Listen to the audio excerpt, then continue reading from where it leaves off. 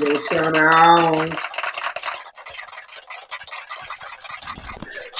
quit. Yeah. I quit. If you're gonna wear that thing for whole show tonight with the mask on, what do you think? Then if you do that, I'm doing this.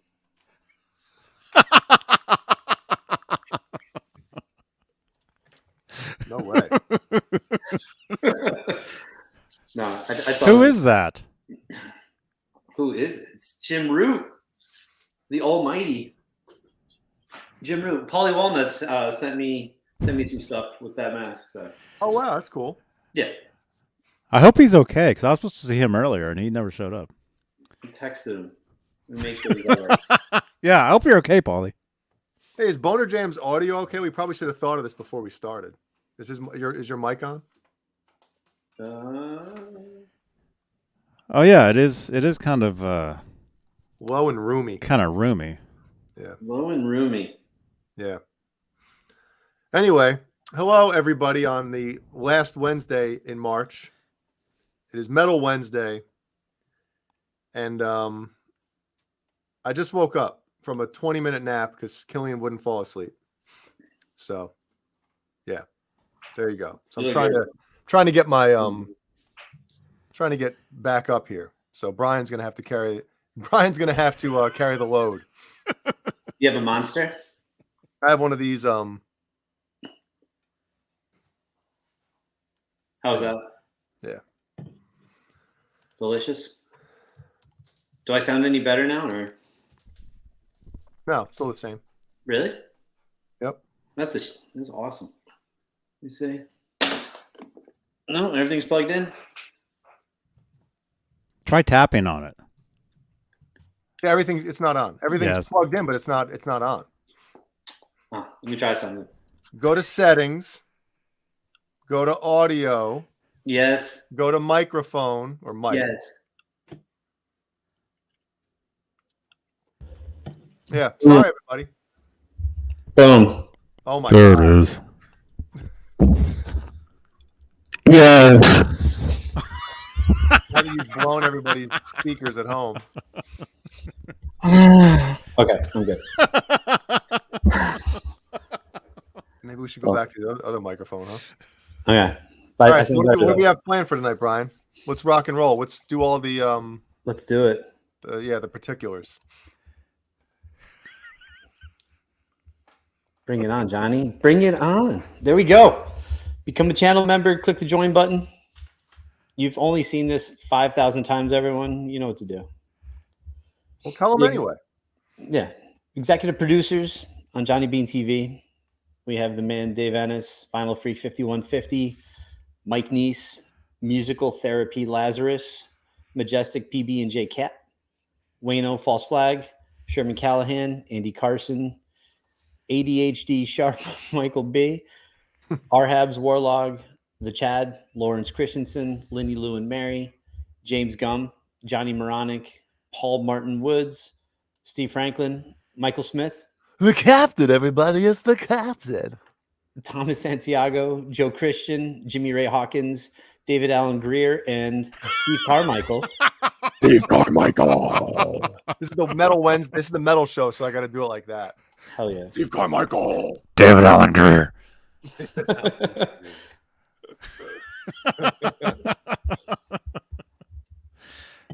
Wow. Good old David Allen Greer.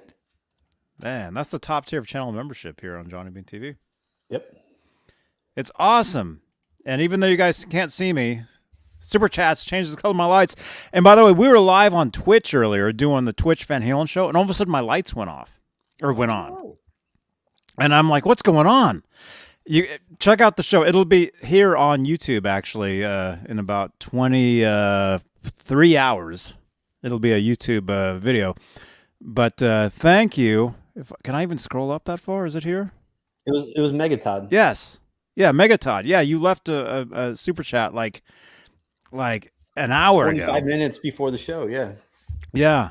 So you turned on my green lights, but thank you so much for all your support, Megatod 707. Mega yeah, Megatod, yeah. Jesus. Thank you so much. What else? We're live on Facebook. Bookface. Johnny Bean TV Facebook page, where we have Facebook Stars, which is a digital gift that helps in the production of these shows. We're also live in the exclusively Van Halen Facebook group, Van Halen EVH Gear Live Facebook group and page, Johnny Bean TV Facebook group as well. And it's not really new, but it's been a year and like nobody's doing it. Leave a review on Google.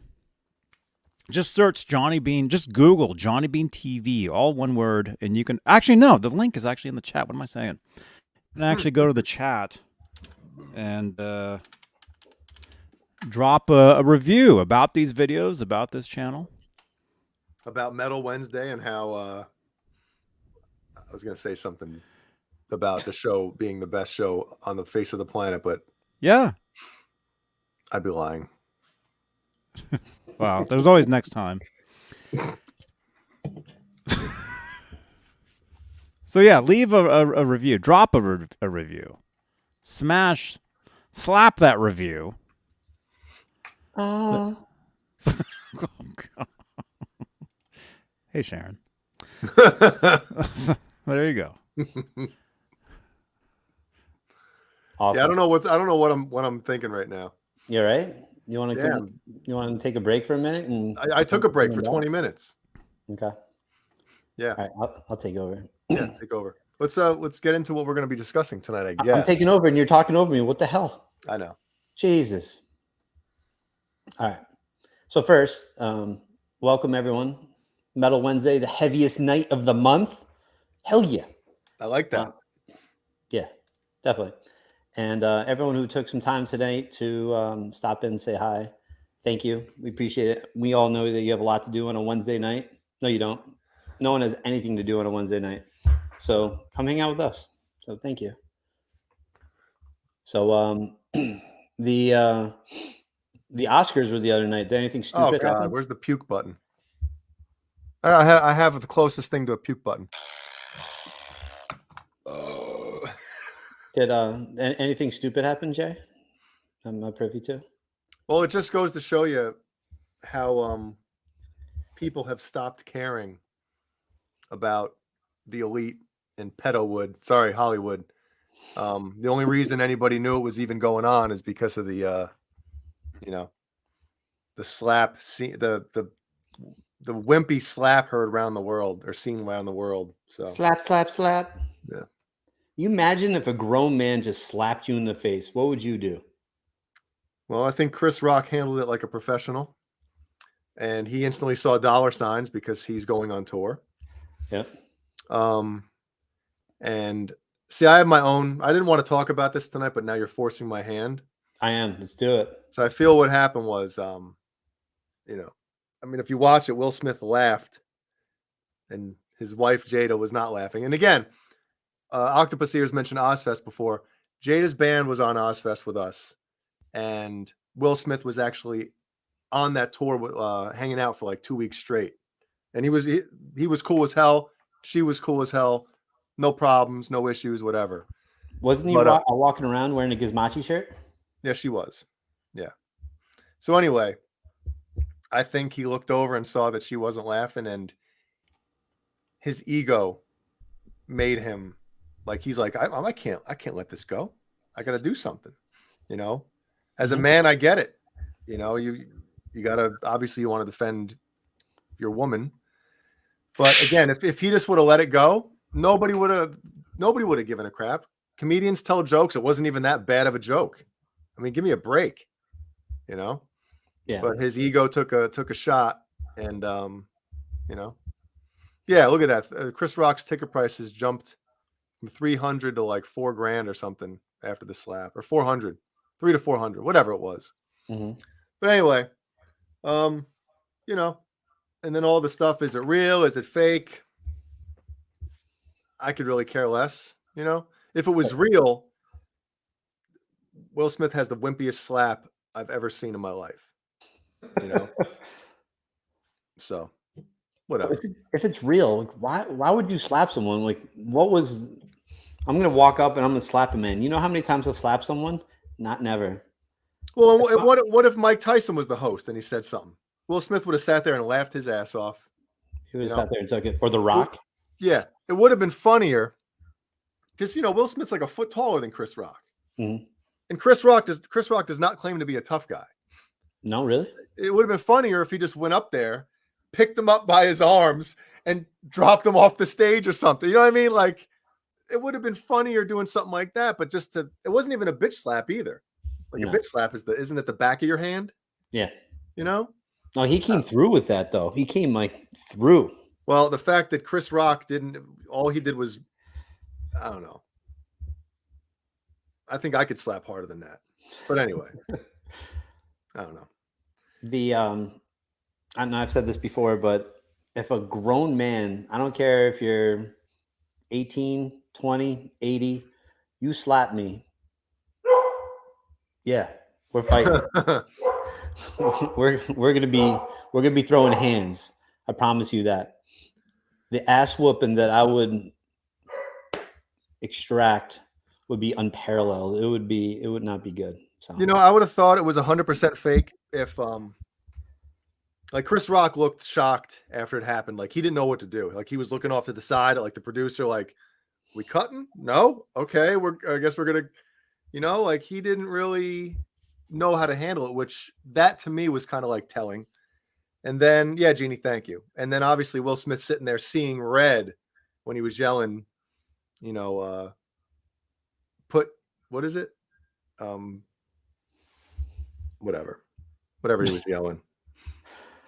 yeah, no, it was definitely weird. But this is metal. Let's talk about metal. Yeah, but I thought it was, but actually it was kind of amusing. But anyway, the amount of memes that I've received is it's absurd. I think I've received at least 150 memes from this. So. But all right, let's move on, shall we? Yep. So Jay, yes, you ready to get into it? I'm ready. Pump. You look pumped. I'm trying, man. I'm trying. I have to put some music on in a minute. Pump me up. Your hair looks great today, by the way. Oh God. All right, let's move on. All right. So one thing we were going to talk about tonight is a little album by a band called Lamb of God. Little album by Lamb of God called Wrath that we're going to talk about. Josh Wilbur, Jay's good buddy, and the Metal Wednesdays friend. He that was the first album he produced for Lamb of God. Is that correct, Jay? Yes, produced, mixed. Yeah. And funny fact, I was actually hanging out in the studio with him while he was mixing. Towards the end of him mixing that album, I was hanging out in the studio with him while he was mixing it. So that was pretty cool. Really? Yep. Where were you guys? At Spin in New York City, Spin Studios in New York City. It was 2009, 2010? 2010, right? 2009? 2009 or 10, yeah. Yep. Is it's funny because he was doing stuff because he was doing 2 records at one time, mixing, and he had to get the Lamb of God record out and also this other one. So he was like, I remember because I was staying over at his house, and I remember one night I stayed there. We got home at like 2 in the morning or something, like somewhere around there. It was late as hell, 2 in the morning. And then we had to be back at the studio at like 4:30. So we got like 2 hours of sleep, if that. And he had to be back there, and he was like, had to do, stuff on this. And then I was like, wow, man. I got to fall asleep on the couch for a little bit. He didn't have that luxury, but it was cool to see that type of stuff, And what were you doing? Like, what were you working on? I was just kind of hanging out and learning a little bit from him, So, and I was supposed to actually assist on another record, but something happened, and the owner of the studio didn't realize that Josh had said, "Hey, I want Jay to help out assist in this record," and the owner of the studio didn't get that memo and brought in another engineer. And so, yeah, whatever. If you ever want to know the Can you- truth about stuff, get me while I'm still tired.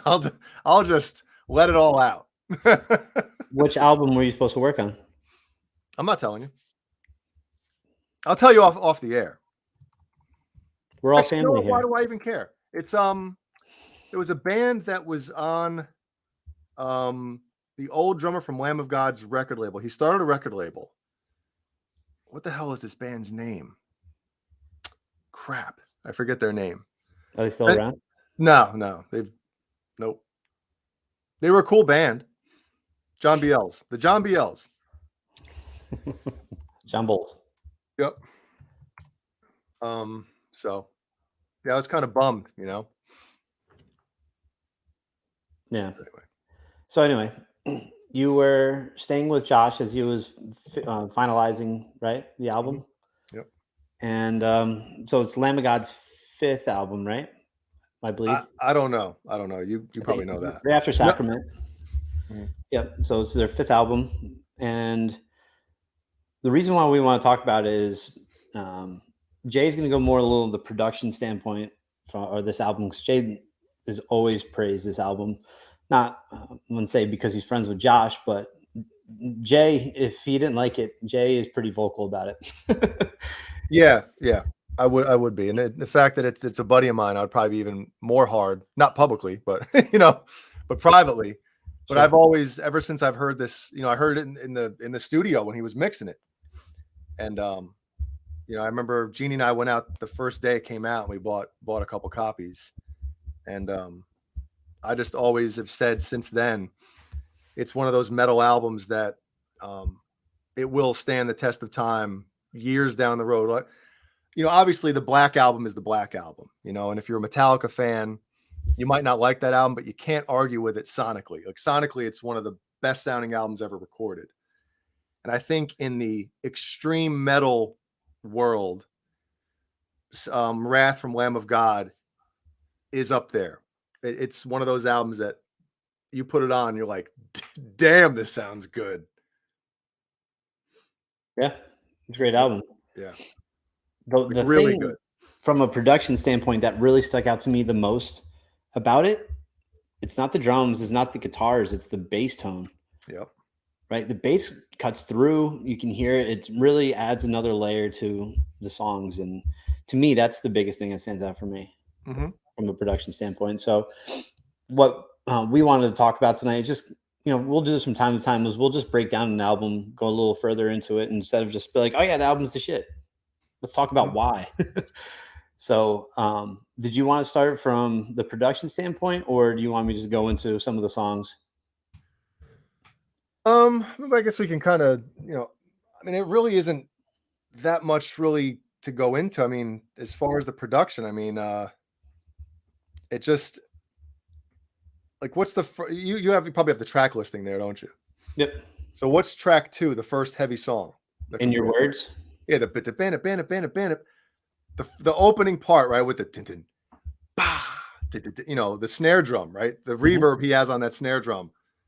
Like, the first time I heard it, I was just like, oh my God, it sounds so cool, and I think Josh really, nailed everything about that. And like you said, the bass tone is amazing. Everything is in your face, like a wall of sound, but everything has its place and spot in the mix.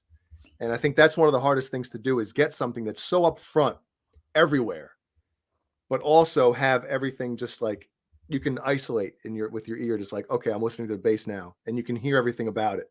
Okay, kick drum, snare drum, toms, overheads, the guitars, nothing's fighting each other. And it's a masterfully mixed record. It really is. From staying with Josh, this is all news to me. What was the biggest thing that he wanted to accomplish with this album? It was the first album with Lamb of God. From a production standpoint, what did he set out for? I mean, that's a question for him. All I know is that, it was the biggest record he had done up in, to that time. So obviously, when you're in that situation, I can only speak from an outside point of view of somebody who wishes to, mix a record like that. But you know, when you have a chance to mix a record for a band that's as big as Lamb of God, you want to nail it, you know. And sometimes that extra pressure that somebody can put on themselves, sometimes you can end up almost overthinking things, and in the long run, maybe, you know, not do as good of a job as you could have done if you just said, hey, you know what? But Josh has the right mindset of things, and he's very confident in what he does and what he knows. And you can't, I mean, you put that I'm telling you, man, you know, it's just everything about it is just, it's a flawlessly mixed record. It really is. Yep. You know, and again, when that album came out, he was instantly like, oh, Josh Wilbur mixed Wrath, Josh Wilbur mixed Wrath, you know. And I'm not gonna, I don't know if I'm allowed to say this, so I'm not gonna say the name of who it is, but somebody in one of the biggest bands on the planet texted one of the members of Lamb of God a couple days after that album came out and said, hey, new album sounds amazing, great job, something along those lines. So That's you know who awesome. it is, right? No Okay. idea. I'll tell you after. I don't OJ know either. OJ from Byzantine. Yeah, I wish OJ was in one of the biggest metal OJ bands. Simpson? Oh man, Johnny, who do you think it is? I have no idea what you guys are even talking about right now. So. Good. I wish I didn't either. That's awesome. I don't know. But hey, Paulie Walnuts, glad to see you're alive, man. We were worried about you because we didn't hear from you earlier. But says his Wi-Fi was out, but now he's back. Oh, okay. Good excuse. Good excuse. So, Brian, back to, I just thought of something as well. Yep. When a band like Lamb of God, right? You said this was their 5th record, right? Correct. They have a very, even back then, they had a very unique, like they had almost like a signature sound already, right? Mm-hmm. Sure. The guitars were very, like, you knew it was them by the guitar sound. The snare drum, of course. I think he was using like a 12-inch, maybe. I forget what snare I used to know all this stuff. I forgot a lot of crap. But anyway, like when you're mixing a band like that, you know, obviously you mix a certain way, you have certain things in your head that you want something to sound like.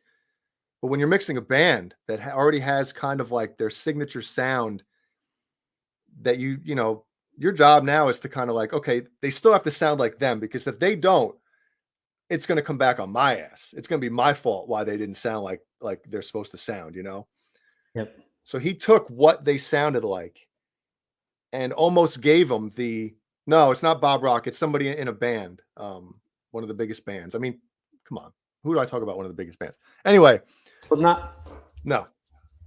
And he took, you know, their sound and almost gave it like just, you know, like, I don't know how to explain it, you know, just gave it.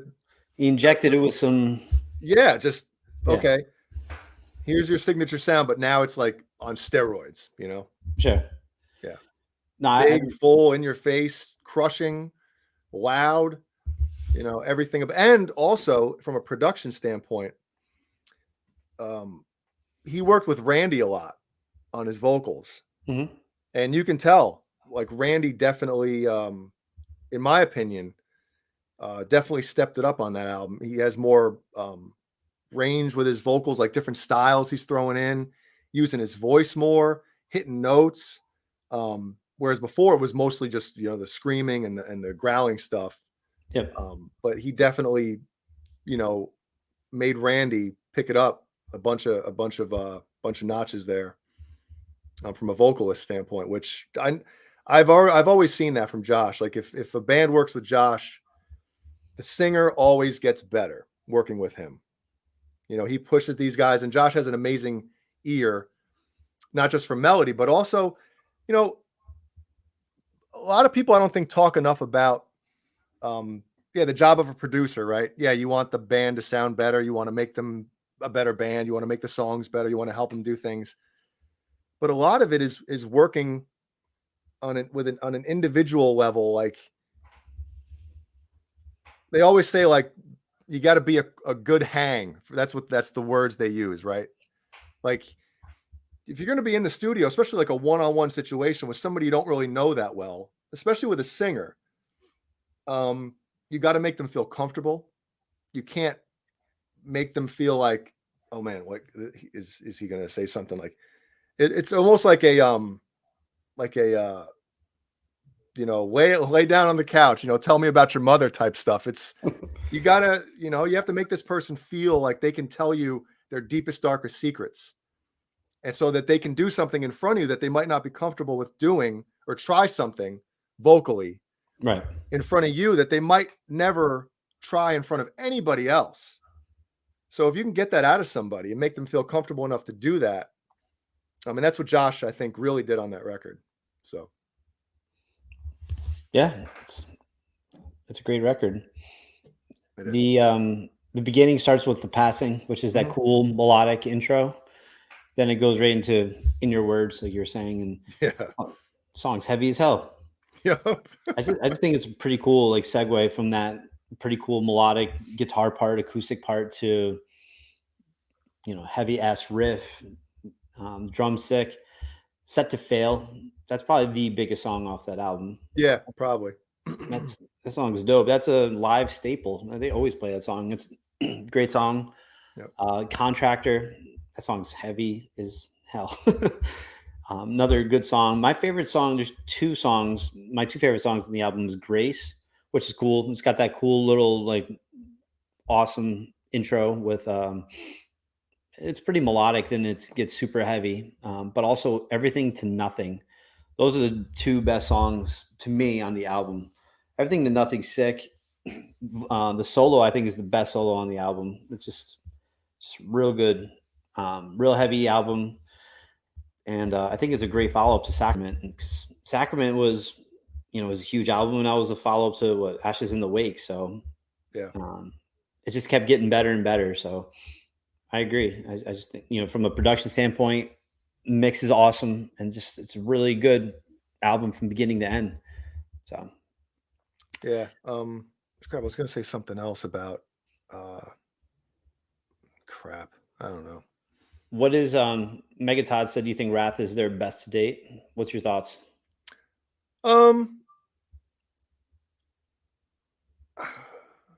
That's hard, man. So I remember, personally, like their first album. I forget what the hell was the name of the first one. I'm terrible with this stuff now, man. As the Pals Burn. Is that the one?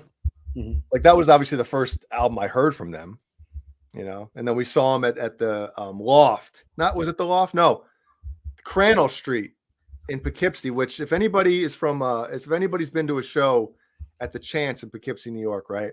Yep. There's the Chance, which is the big Chance theater with the big stage, the balcony. It's where you see, kind of big bands, Yep. And then there was the Loft, which they made upstairs. And then there was Crandall Street, which was behind the Chance. Didn't have a stage. It was like one section of the floor that was smaller. And I mean, we played there a bunch of times. That's the first time we saw Lamb of God was at Crandall Street. And there was, there was a lot of people packed in that small place. Can't even call it a club. It was literally like a room, Yeah. And it's just funny when you see a band at that point in their career, when they're literally like playing not even a club, it's a small room. And then literally within a few years, they're pretty goddamn big, Were they Burn the Priest at that time, or were they Lamb of God? No, they were already Lamb of God. Yep. Yeah, it's tough to promote a band called Burn the Priest. Yeah, and around that time as well, if anybody also is from the New Jersey, New York area, WSOU, Seton Hall Radio, obviously they played the hell out of Lamb of God, but I don't think they were going to play them if they were called Burn the Priest, because they were there's like a Catholic school, I think, is WSOU. Yep. And whenever they'd announce the band, they'd have to say Lamb of G, And remember Doc Coyle's old band, Lamb of God, or God Forbid. God forbid. Yeah. They'd have to say G Forbid. So around that time period, man, like WSOU was huge for promoting bands Mhm. and playing their stuff. So again, yeah, sometimes you got to do, I guess sell out for, and I'm sure there's more reasons, again, yeah. How are you going to market a band called Burn the Priest? You can't. Yeah. So Lamb of God was a great choice. I always think of that. You ever see PCU? The opinion. movie from the mid-90s. You're like, what should we name our band? He's like, My Johnson is 12 inches long. Great name. Yep. It's tough to market. Yep. That's Yeah. great. One quick thing about Wrath is when Josh was mixing their follow-up record, which was called what? Desolation. Is that it? Okay. Yeah. So when he was mixing that record, he told me, he's like, No, dude, Resolution. Sorry. Resolution. Okay. He's like, dude, he's like, because I always told him, I said, Wrath just sounds so amazing. So he was already like looking back and like, okay, does it sound as good as Wrath? Like A being the mix is already like while he was starting their follow-up. And sometimes that can get you in trouble, because you can import every single setting, every single plugin, use whatever, and it's very hard to make two records, especially if you're having a band play this stuff. Obviously, if you're using fake drums and a Kemper with already the profiles and all this stuff, you can kind of get it sounding the same. But when you're miking a cab, miking a drum kit, having people play the stuff, it's very difficult to get two records to sound exactly the same. And who wants two records to sound exactly the same? Unless it's the first Korn album. Yes. There you go. So sometimes that can get you in trouble too, looking back and like, oh, well, your A being like, oh my God, the kick drum on this album has a little more, a little more whatever sub to it than this one. But then again, any engineer will tell you, you make one change, one EQ change of one instrument.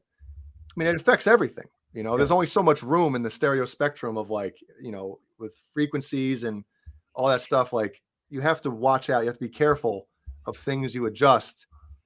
Like I said, if you, do something to one instrument, there's other instruments that are occupying that same frequency. Yep. And next thing you know, they're going to be fighting each other. So there you go. Yeah, Paulie Walnuts from New York City, I believe. But WSOU, he was talking about that is the Shias. Mm-hmm. WSOU promoted you guys heavily last year. And then something happened. I'm telling you, dude, we got blacklisted. Somebody made a phone call. Mm-hmm. Somebody made a phone call, and all of a sudden, Gizmachi? Who were they? Yep. I don't know. All the feedback that we had was fantastic. I don't know. I don't know either. Just weird. Yeah. Well, yeah, because it was great, man. Whenever we drive to a show at like the Starland Ballroom or the Birch Hill, the second we'd get to like was it the not the Palisades, was it the Thruway going into Jersey? Yeah. Like all of a sudden we put on SOU and like the signal would start getting clearer and clearer. It's like, hell yeah, we got SOU now. Yeah, it was cool. Yep. Yeah. Those were the days, man. We didn't have the internet to ruin everything. Remember back in the day too in New York City, 92.3 K-Rock? 93, was it 92.3 or 9? Yeah. Yeah, because the 92.7 was 96.9 WRRV. Oh God. It's terrible. What was the Boris? I hate that guy. Really? Yeah. Yeah, I don't like him either. You sure it wasn't 93.3? No, it was 92.3. Oh, Z-Rock. Right? Yeah, K-Rock. I'm thinking, 93.3 was Z-Rock, then that's why I'm thinking Z-Rock. That was the station like in the early 90s with Sharkman in the morning. You remember Sharkman? That? Yeah, Sharkman. No. He was the radio personality guy, the DJ. And he was kind of a jerk to callers, sometimes, but he was funny as hell, so it was cool. It was K-Rock and then Z-Rock. 93.3, I'm pretty sure it was Z-Rock. But all of a sudden, dude, I turned it on one day, and it was country music. Yeah. Just a format change overnight. Overnight, I was like, what? And I just didn't understand it, and Paul, our buddy Paul, Neanderthal, he can explain more than it because he's been a part of something like that. He's worked at a radio station being a DJ, and all of a sudden they'll have a meeting. All right, we're switching, change of formats to blah, blah, blah. And, being a rock fan, if you're a DJ and you're a hard rock metal guy, it would be very hard for me to stick with a station that turns to pop or country or rap or something. I don't know if I'd be able to do it, No, definitely not. So no, that's gonna be tough. Yeah. When I first moved to Connecticut, there was this awesome station out here. It was called WCCC. WCCC. WC cubed. It was awesome. I remember just turning it on, and they would play, deep cuts. No radio station would play deep cuts. It would always be the singles, and not these guys. I'll never forget they played Twist into Chi. I've never once ever heard that on the radio. I almost lost it. It was fantastic. I was like, this is the best radio station ever. I know. But dude, Paul explains why, those classic rock radio stations, they play the same songs every day. Because the average listener, those are the songs that they know. And, if you all of a sudden pull out the deep cuts from a Pink Floyd record or Van Halen even, or AC, all these, people are going to change the channel. And we're guilty of it too, right? If you're in a car without, your phone connected or something, and you have to listen to the radio, if you're flipping around, you're usually going to stay on a song that you know. You're not going to oh, what's that? That's for your own mixing, your own, if you're on your own Spotify, let me search out some new music, when you're hanging out late at night or something. But when you're in the car, you want to hear songs that if you're surfing the radio. And I didn't want to admit that. And I was like, shit, Paul's right, man. That's why there's a million classic rock radio stations that basically have the same, not playlist. What's it called? Yeah, you know what I'm talking about. Yeah, basically the playlist in essence. But it's true. But I, the bands that I like, and I know for you, if I'm listening to, I don't know, Follow the Leader from Korn, Freak and Unleash and Got the Life Come On, I skip those songs. I've heard that so many times. No, I'm good. So I know when you listen to, some of your favorite bands like Orgy, you probably skip Blue Monday and, a few songs like that. All right, I'll give you a perfect example. If I'm listening to 1984 by Van Halen, and when Jump comes on, I skip it 100 times out of 100. If I'm in the car and the radio's playing and I'm switching around or something and Jump comes on, I leave it. Really? Yes. Format. There you go, Sean Mahoney. There you go, Sean Mahoney. Thank you. So it's just, it is what it is, man. And I'm a music fan. I listen to music to dissect it and analyze it and all this stuff. Whereas, you just got, the average listener who's not a music fan per se, like I said, they need to hear songs that they know. Right. So. I know when I hear Jump, I'm not a fan of that song at all. I get so tired of the synth real fast. So I'm like, goodbye. It is a great, in the grand scheme of things, there's no way that keyboard part wasn't going to be a hit song. You know what I mean? It's perfect. But I know what you mean. When you hear it now, it's just oh my God, I've heard it 5 million times, And I'm like, oh God. Can I break in? No. Yeah, go ahead, It's John. the Van Halen talk. I got to break in. Where you been? Yeah. I mean, I'll listen to it on like if it's on my iPod, I'll like the regular album. But I have all like the instrumental tracks, so I have just the synth, just the drums, just the vocal, just the guitar, all that stuff. And I listen to that stuff more. Like I listen to it instrumentally a bunch, actually. That particular tune. Hey, Polly Walnuts. Did you say hi to him before, Johnny? I did. Well, he texted me saying that his Wi-Fi was out. Yeah, Johnny, come back in 5 minutes and say hi to Paulie Walnuts again. The guy ditches you. The guy ditches you. And you Polly Walnuts. I'm just busted balls. I don't know if Polly Walnuts heard, but Polly, thank you again for all the Jim Root stuff that you sent to me. Yeah, can you want to show any of it real quick? Well, you're not allowed to. He was wearing it. I was wearing The it. one thing, yeah.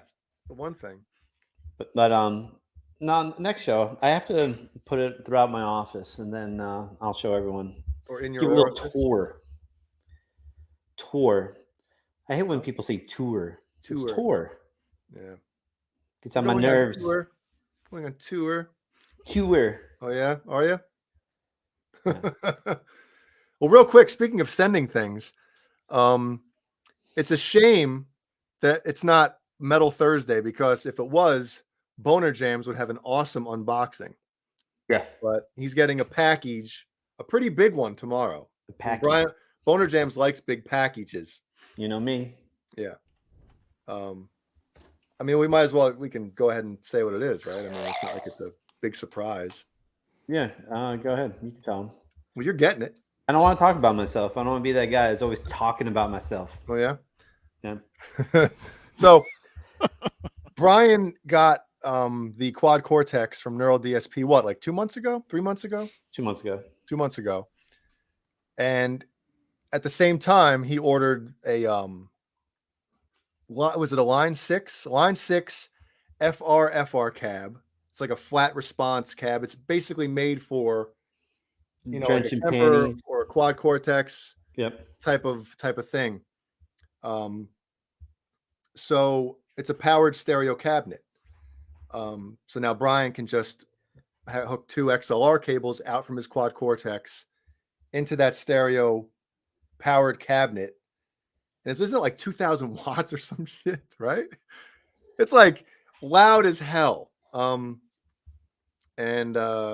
Yeah, I'm excited for him to get it. It sucks because he gets the cabinet tomorrow, but the XLR cables aren't coming until Friday. Yeah. So it's all good, but I'll play this weekend. Yeah. I'm excited. I'm sad to part with the crate. Aren't you donating it or giving it to somebody that doesn't have an amp? I am. I'm gonna donate it to. I don't want to charge anyone for it. I just think it'd be cool to give back, and it's this amp, and it's treated me really well throughout the years. But it's time to move on. Oh yeah. Yeah. So no, I'm pretty pumped. And I was telling you, I haven't really played guitar much lately. The only bad thing about this Quad Cortex is that you can just noodle forever. And I don't have a lot of time. So I'll come in here and I'm like, I'm going to play some, I don't know, I'm going to work on some Meshuggah stuff or some Korn or whatever. And I'm trying to look for that tone. Yeah. Or I was playing Gojira and I'm looking for that just low end panty dropper. And all of a sudden it's an hour. And I'm like, I haven't played a note. All I'm just doing is let me adjust the treble here, or bass here. And then I'm going to move the bass to the front. Like it's actually too good. And I'm not that smart. And it's tough.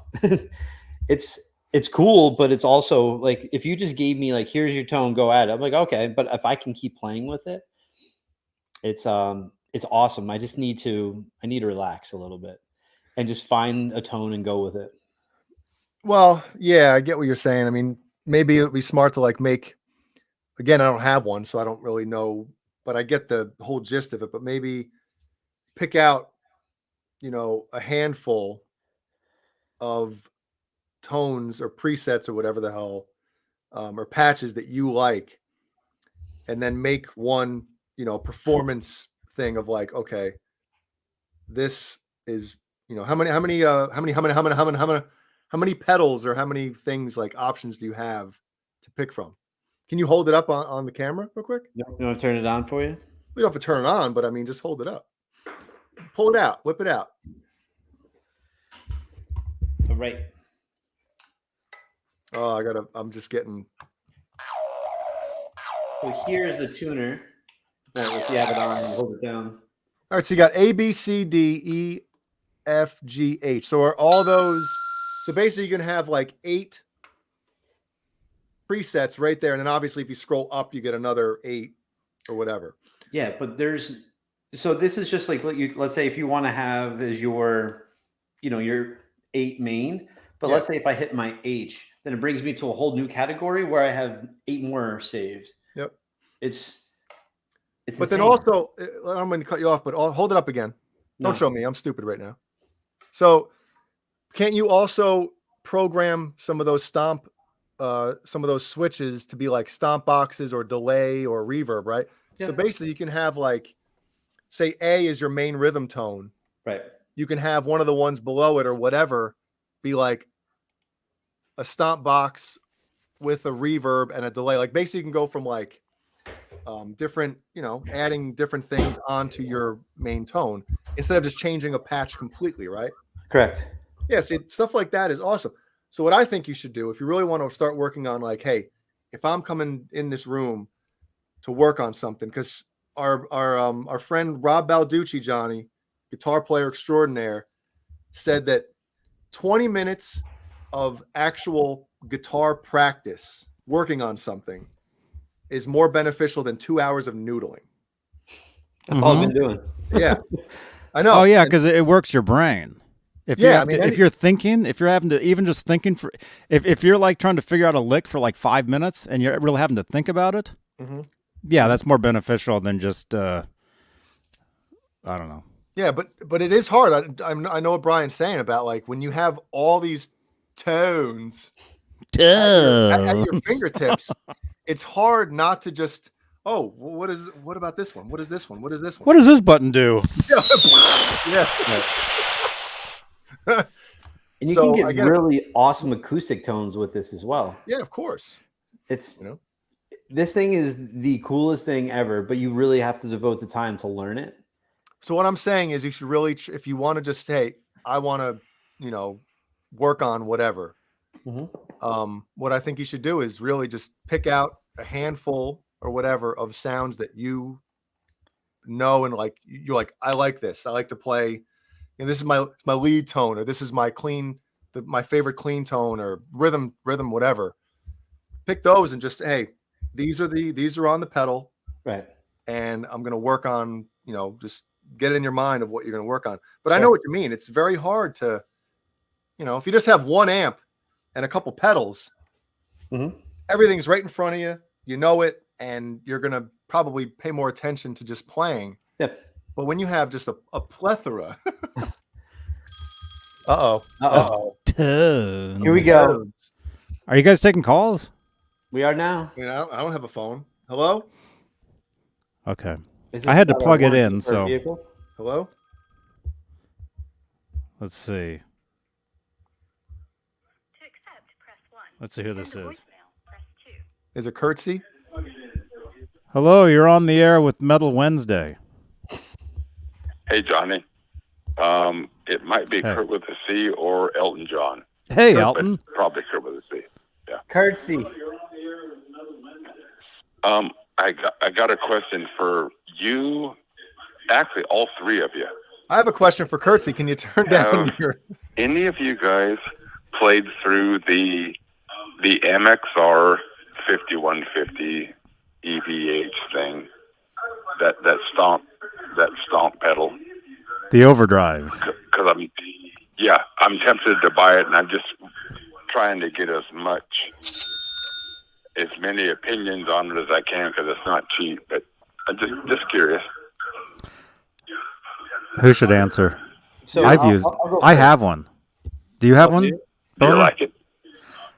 Oh yeah, I love it.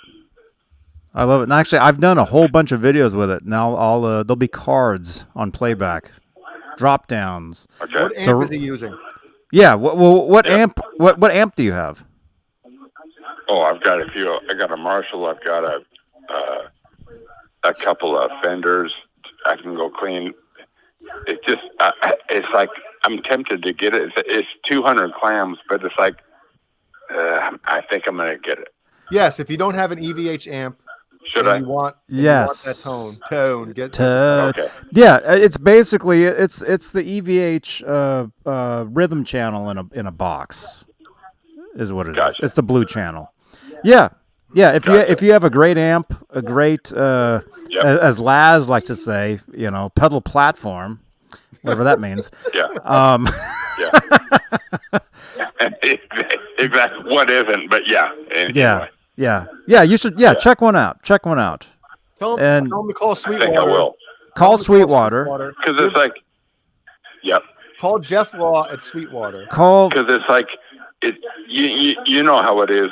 We chase certain tones and stuff, and it's like, oh, and then I saw that, and I see these videos with different cats playing, and it's like, okay, it looks killer, but Yes. but I think I'm gonna, because that versus that amp is like $1,000 different. So. Mm-hmm. Tell them to call Sweetwater. Yeah, Jeff call Law. Sweetwater. Ask who she asked for? Jeff Law. Jeff You'll hear this Law. back in 5 seconds. And tell them. Okay, my cat at Sweetwater is Colton, whatever. Oh my goodness! Yeah. Oh, you have a guy there. Okay. They'll give you a discount. I got it, dude. Is that Michael Vick over there? Doesn't, not that I give a shit about who gets the extra $9 because I bought from him, but anyway. No, but don't pay full price. That's all. Okay. Well, I'm glad you said that, Johnny. I'll get off here, but yeah. Well, hey. You guys are all good. You're all guitar players, so I take your, I put some weight in what you guys have to say. So. Thank you, man. Thank you. Yeah. They're awesome, man. Get one. You'll think it's amazing. And call us back after you get it and let us know what you think. I'll have one within probably a week or two, so I will. Right on. Cool. Okay, Johnny. Right on. Have a great show, and your shows are kick ass. Don't stop. Thank you. Well, this was going to be the last show ever, but I'll keep going. Because I have. Okay. Yes, just because you said that. See you, man. All right. Exactly. All right. Bye-bye. A few things. Right. I like to comment on that. Well, first okay. with the with the quad cortex, you can get every 5150 amp sound that you want, every Fender, every Marshall. That's the problem. I know. You can do whatever you want, and you can then, once you get to, like, let's say a certain 5150 stack or whatever sound you want, then you're like, wait, I think this needs a little more treble. Then you're playing with it, and all of a sudden an hour goes by and you're like, I did not play at all, except I hit like the E, which is now my B string, and that's all I'm doing. Yeah. So Well, you're gonna love it now when you get that cabinet, so you're gonna be able to move some air in your room. because right now, like I was saying to you before, it's not in stereo, it's monoline, so it sounds kind of a little muffled. Yeah. Like, I know what it sounds like, and it's fine, but it just doesn't have the testosterone that I'm looking for. Yeah. Yeah. So I'm pumped. Yeah. Cool. What were we talking about? Yeah, the quad cortex. Quad cortex. So this weekend Brian will be all fired up. Hell yeah, it's gonna be great. So. Did you want to? It's 10 p.m. Do you know where your children are? Do you want to do a roll call of our children in the chat? Well, Children of the chat. We had about 12 more people in here about 5 minutes ago. Well, the other channel just has 12 people right now. So. Oh, Johnny. Oh my gosh. Boy Walnuts, Octopus Ears, Nightbot, Music Therapy Laz, Mike Olson, Mega Todd, Mary hey. Hi, Brian's mom. Leo Safko, KXM Rock, Johnny Beane, Gary Bucknoff, Boner Jam, 7/8, even though I haven't commented in a while. I'll comment now. All right. Everybody else that's watching, how you doing? This is Metal Wednesday. case you haven't noticed yet. The heaviest day of the month. I like that, Brian. Yeah, thank you. Yep. That's what I do here. I like it. Hey, All right. Mom. All right. I think we'll go with the quad cortex. Also tomorrow, the one thing, another reason why, actually, before we were talking about Wrath, is tomorrow Lamb of God will be premiering a new song. Did you reach out to Wilbur? I told you I did not. So I figure what we can do is when we find out, I like that face. I want a meme of that face. When we find out, we find out when the album's coming out, I'll reach out to Josh and say, hey, when the new Lamb record comes out, why don't you come on here and bring one of the I can ask him to bring one of the boys. Hell yeah. JJ House of Jams. Love JJ. Yeah, JJ's a cool dude. Him and I share our love of Ibanez guitars. JJ, you've seen this, right? He probably has one or two of these. The 770 DX. The Dicks. The 770 Dicks. This is the reissue, the 2008 reissue. It's tuned to E. Yes, it is. Just like every other guitar Jay has. Yep. Well, no, the Frankie's tuned a half step down. Of course. That guitar has to be tuned a half step down. Right, Johnny? That's right. Don't even answer him, Johnny. But listen, I have 7-string guitars. Those are tuned down, well, standard in their sense, but, Every guitar that is over in this region is tuned completely differently. I bet the Paul Gilbert, the PGM is standard E, right? Yes. The Blue Ibanez, what's that? I would say that's standard D. Wrong. That is drop C. Drop C, okay. Then my two Jim Roots. B. Drop B. Then I have the Jim Root Strat. It's drop A. Uh-huh. My Universe, which you tuned for me, is what? That should be standard B through E. Correct. Then I have my Steph Carpenter, the purple, like limbo. I can't get to it. But anyway. Blub. It's blub. And you're going to be getting a strap for that. That should be there tomorrow. I'm pumped. That strap's going to be dope. It's only been 6 months, I think, since that order was placed for the goddamn thing. It's true. Yeah. So that's tuned to A. And then I have another Ibanez that was, it's like drop F. I was playing one song that it's just like a half step lower than drop A. It's one of the guitars from Seven Dust. Song is sick. Dark New Day. It's called Brother. Check it out. Good song. So it's actually lower than A. So every single guitar that I have that's here is two different. Well, except my two Jazz Masters. I'm the anti Jay Hannon.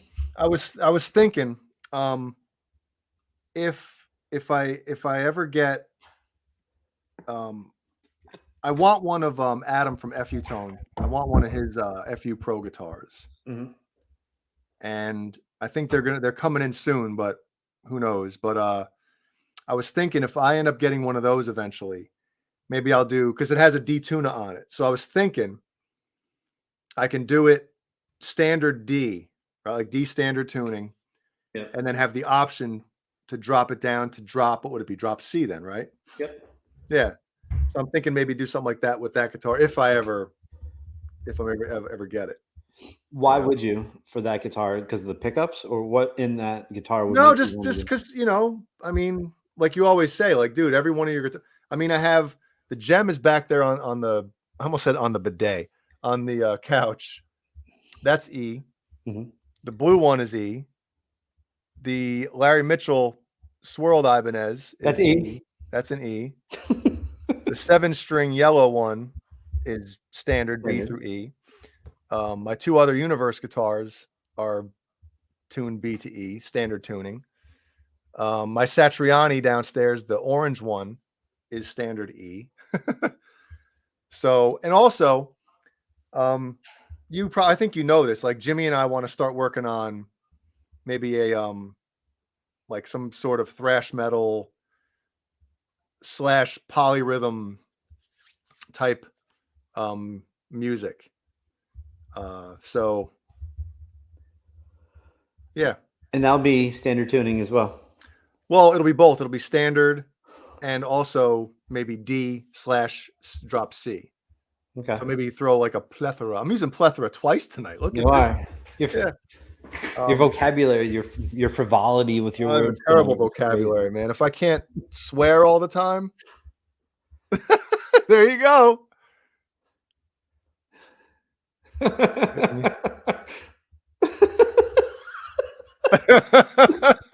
That's great. Kurt with the Kurt. Love Kurt. Oh, that's too My far. boy. So yeah, so I think if I ever get one of those FU Pro guitars, I think I'm gonna do that. Tune it down. Yeah. Good. Cameron Brown is messaging me now. Welcome to the drop party. It's great.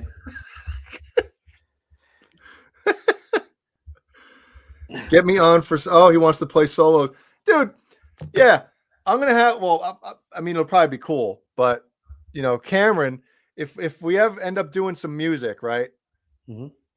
I'll have my leads and solos on there, and any of the stuff that Cameron plays on, my shit's gonna be crap. Like, damn, Jay, that solo in whatever song is awesome. Like, no, that was Cameron played that one. Oh, but the solo in that other song, that was Cameron too. Oh, the other solos are cool. You know, one of those. Now, Cameron's awesome, man. I would be more than honored to have him on there. Well, if you allow me to play with you, you definitely allow Cameron. So, what is your Frankie in? Wayno wants to know. That's just half step down, and then obviously I got the D tuna as well, so it'll. Talking to Jay about his guitar tuning, it's like going to the dollar store and asking, "How much does this cost?" What's that one tune? E. What about this one? E. This one over here? Standard E. Yep. That's what it is. Yeah.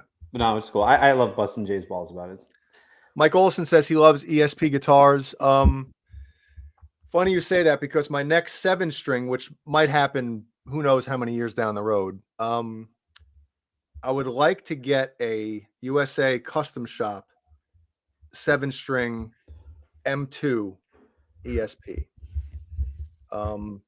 That is on my eventually down the road list of guitars. So yeah. Yeah, this guitar is awesome. Look at that thing, man. Blam. What's the actual color it's called? Purple, the Minnesota, no, not Minnesota Vikings. That's too no, hell no. Purple People Eater.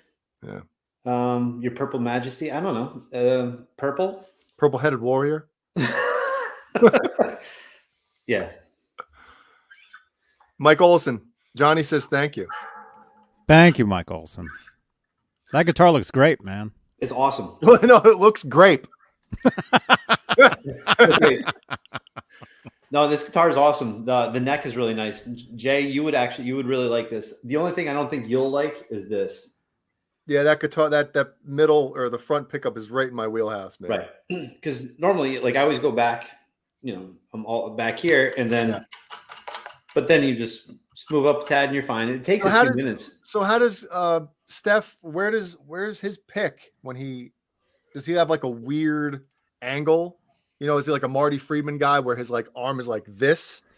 Where his pick is like more up front. Yeah. Yeah, he's up here. Is it really? Yeah. Wow. So if I had a custom guitar, which I don't, this Fishman would be up here, and then I would just have a valley that I can play with. But it's cool. I really like this guitar a lot. The tone's awesome. I have nothing bad to say about this guitar except that, which just takes getting a little used to. But it's a great guitar. It feels great. The neck's awesome. It's good. And Action's you could, I mean, great. if it really bothered you that much, you could always lower the pickup a little bit. Did that thing come set up like that, or you brought it to? No. Well, I changed it. I played with the tuning because it came standard, but yeah, so I just dropped it to A. It's great. And the neck is matte finish as well. Mm-hmm. Okay, that's awesome. That's definitely a cool, a cool guitar. And I love the ESP reverse pointed headstock. Yeah. Like that's the one I would get on like if I ever get a custom 7, I would get the reverse pointed headstock. It's the coolest. The my other Ibanez 7-string, which has been at Guitar Center for a while, that I have to go pick up. That's the reverse headstock as well. But that has the new Dolph Lundgren's in it, which I'm pumped to play. Yeah, so pumped that it's been there for. Well, then no, they didn't. They botched it. That's right. They screwed it up. They did. There it is. What's his name? Grimace. It's a Grimace guitar. Dude, it's the same color as his. Look at that. Oh my God. Dude, it's the exact same color. It's great. It's great. You got to be Grimace for this year's Halloween show. You got to just paint yourself purple and hold that guitar. Oh my God. All right. Oh, Brian's like, all right, I'm selling it. Fuck that. Grimace hanging on the wall back there. What the next thing I wanted to go over, I want to get everyone's opinion. Did you see what I put on the shared app, the shared folder, the shared notes? Yeah. I finally looked at it tonight. About the Sirius XM Turbo thing? I don't know what the hell you're talking about. What is that? Okay. So on channel 41, Sirius XM Turbo, it's like the songs of the 90s and 2000s. So it's a lot of the stuff that I grew up on. A lot of Korn, a lot of Mudvayne, your boys in Taproot, Deftones, a lot of stuff like that. Mm-hmm. Linkin Park, unfortunately. There's some stuff, there's some cool stuff on there. So anyway, there's like a listener takeover. And remember a few years ago, I was able to do that for Liquid Metal. Yeah. So I'm able to do that again for Turbo. So you have to pick 4 songs, and I wanted to do deep cuts. I don't want to play the same crap you hear all the time. So I wanted to get everyone's opinion on what I should pick, because tomorrow I'm recording it. So you're talking, can it be like heavy stuff? Well, or not? I'll give you a couple that I have in mind. I was going to do, of course, I'm doing a Slipknot song. So off of Volume 3, I was going to pick one of the bonus tracks called Scream, which should have been on the album. The song is amazing. I was going to pick that. There was a lot of, let's see. Because we were recording the imbuing after Volume 3 was released. Right. When we were obviously in the studio with Clown doing that record. Mm-hmm. So we heard a bunch of the tracks that didn't make the album at that time. And I remember there was one song that what's the last song on the actual record? I don't mean to cut you off, but now you got me remembering something. Danger, Keep Away. Yes. I don't know if they ever released it. They did. The full version? Okay. Because I heard that and I was like, Sean, why didn't you put the whole thing on there? Like this is awesome. Like, yeah. But there's always different things. And I know there was other songs as well, but internal things in the band of like, this guy wrote this song, I wrote that song.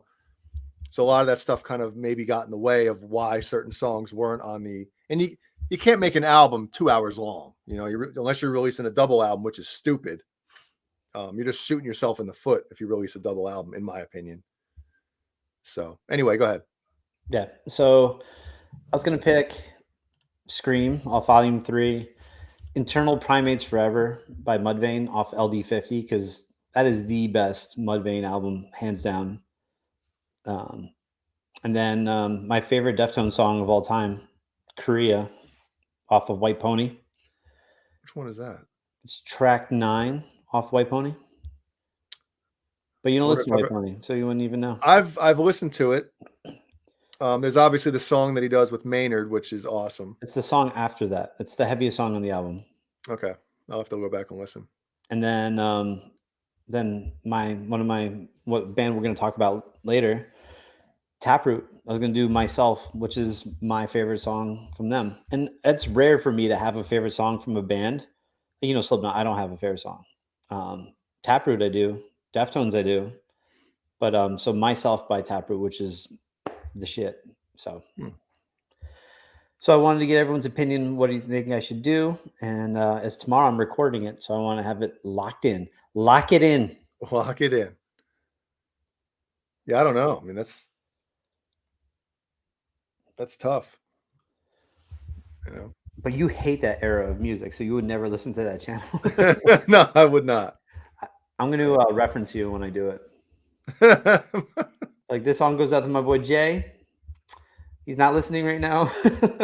He hates this channel. Hates this. Hates you.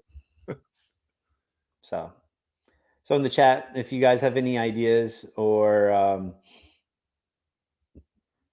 any ideas, any opinions, please let me know. And you don't have to tell me now. You can tell me later. So yeah, message Boner Jams on Tinder. Yes, hit me up on Farmers Only. Farmers Bonely. So, all right. Next thing you want to get into, Jay? Yeah, I actually thought about this, and I thought of a few bands. So go ahead. Let's explain this one. So everyone in the chat, also, if you want to join in on this little topic here, Jay and I are going to go over for me, the top 5 bands that I would want to get back together, like a reunion, if I may.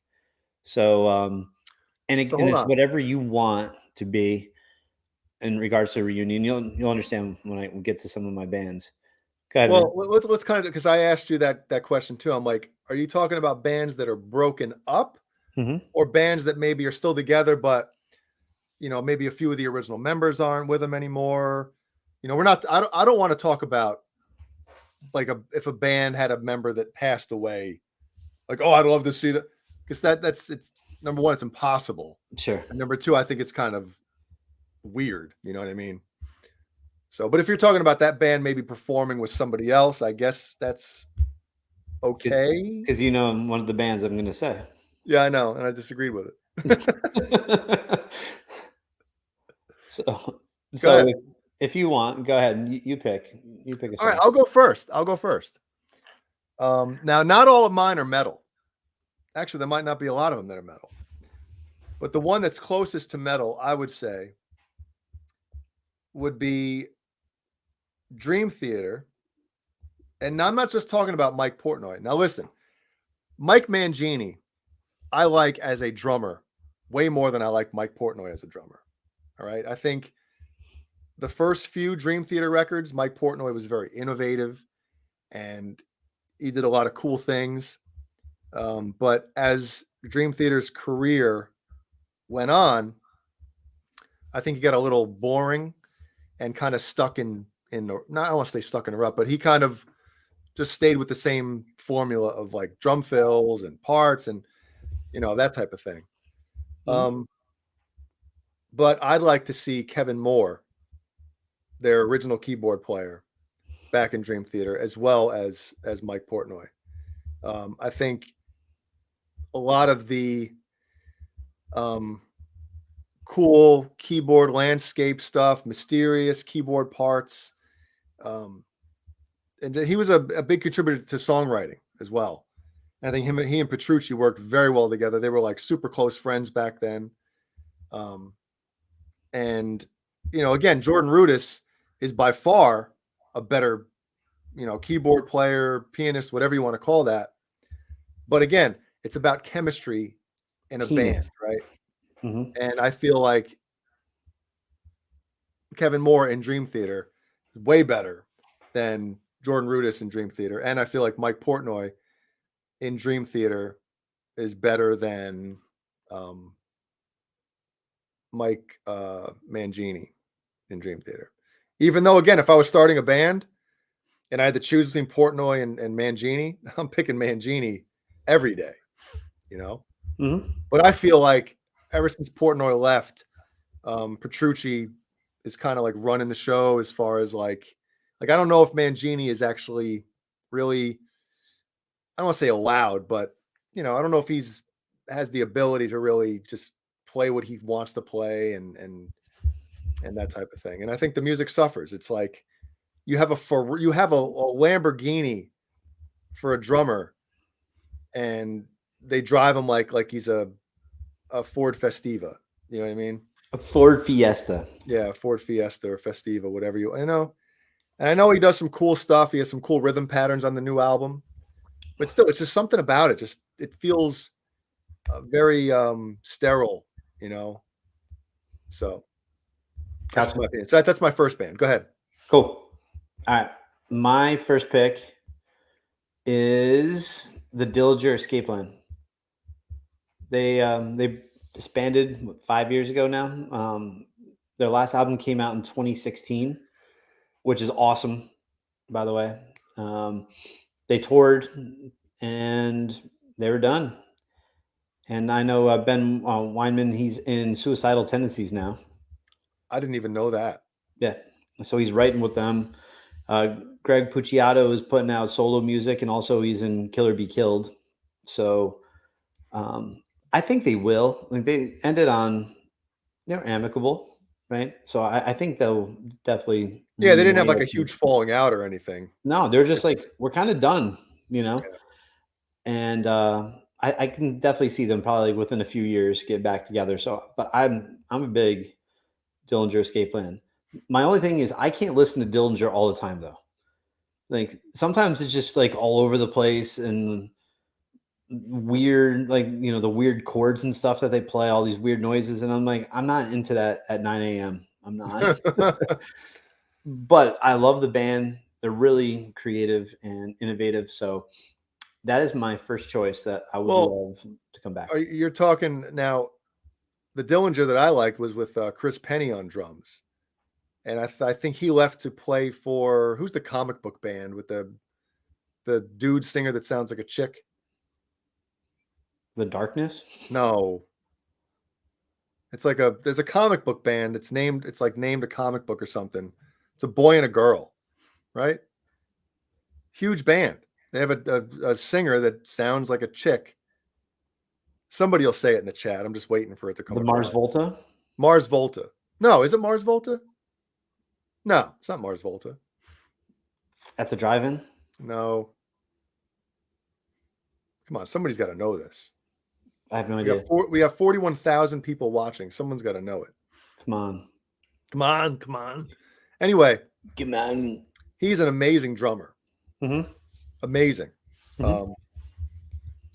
And I would like to, if they got back together. I don't even know what band he's in now. Some comic book band. No, I don't think he's with them anymore. I was thinking of that Ned Flanders band. That the whole band dresses like Ned Flanders. You ever see that?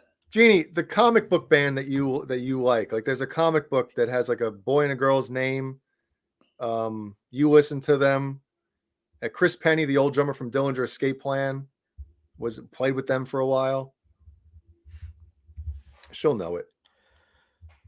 All right. Well, as one of the many people that's in the chat looking it up, Yeah. my next band that I'm picking is Rage Against the Machine. Yes, they are getting back together to play shows, but I want to hear another full-length studio album of original songs from Rage. That's what I want. It's cool. Like every, several years they'll get back together and they're playing all the same stuff, but they haven't released anything new since 1999. Damn. 99. And, then they came out with the Coheed and Cambria. Thank you. Oh, yeah. Yeah. I'm not a fan of that band anyway. Go ahead. No. So yeah, they came out with the covers album, but Rage Against the Machine, I can't even talk. I'm slurring over here. Stroking out people. Anyway, they only have 3 albums. So getting to one of my biggest things is having a career. Like, yeah, the first Rage Against the Machine album is awesome. Definitely one of the best albums of the 90s. One of the best hard rock metal albums to me of all time. Fantastic, It's right? great. Evil Empire is a really cool album. It's not as good as the first album because of the lack of solos and I've said this before. It's Like, it's more. It leans a lot more to hip hop stuff than the metal. You know. yeah, and there's some awesome songs off. No, don't get me wrong. Like I love Evil Empire. I do, but it's not as good as the first album. Even though Bulls on Parade, that song is the shit. Yeah, it's a fantastic song. Yep. Like Tire Me, that song is the shit. It's so much fun to play as well. I love Tom Morello as a guitarist.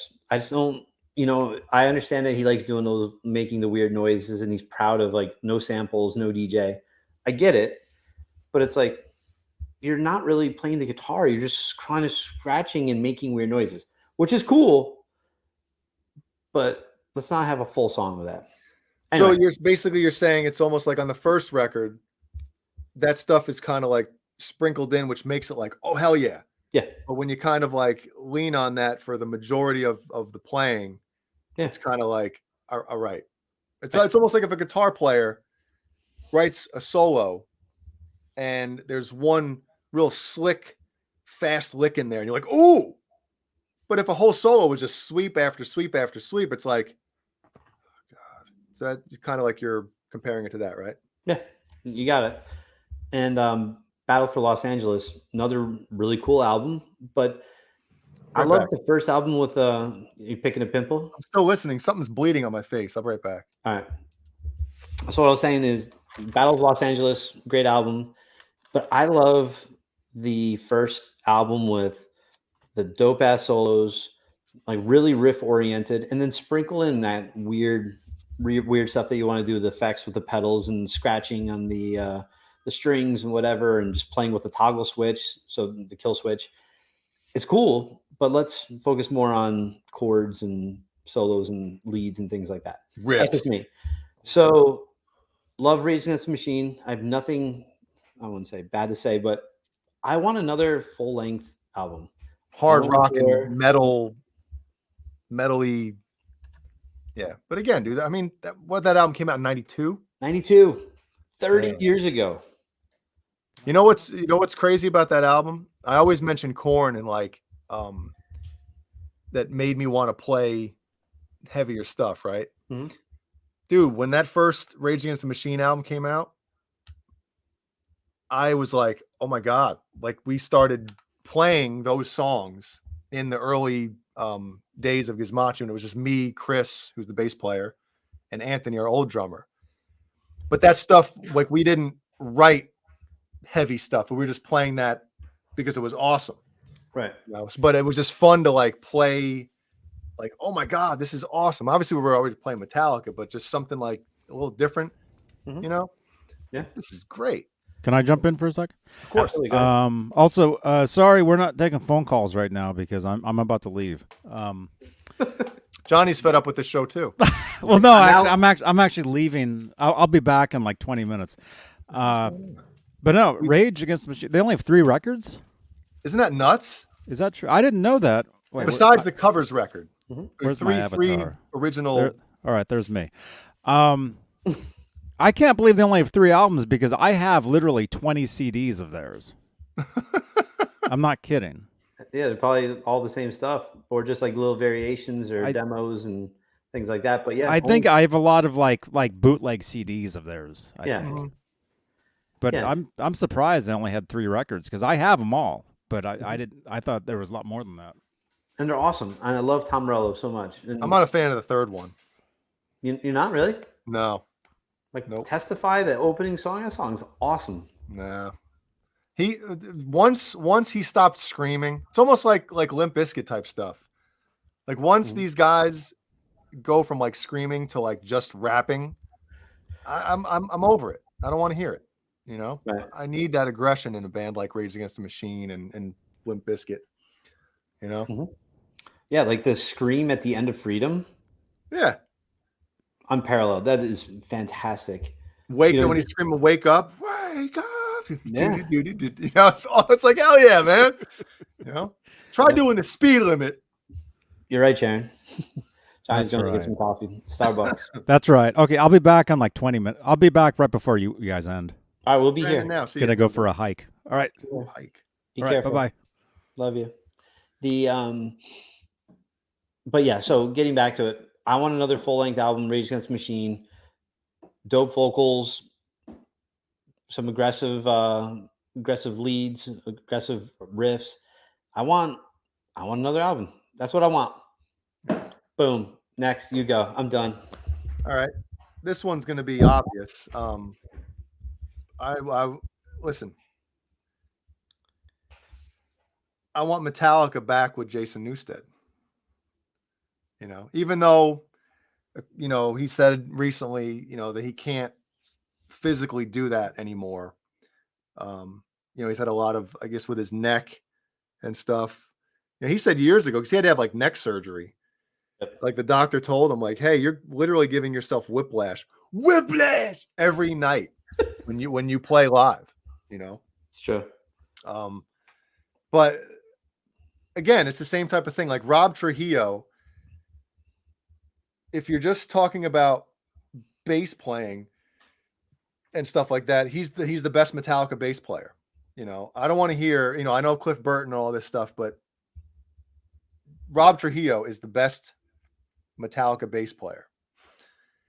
But there's something about Jason Newsted in Metallica. I mean, you watch those concerts when Newsted was in Metallica, and he was that connection with the crowd, and he just had stage presence. And when you watch those shows, he gave it his all every second of every show.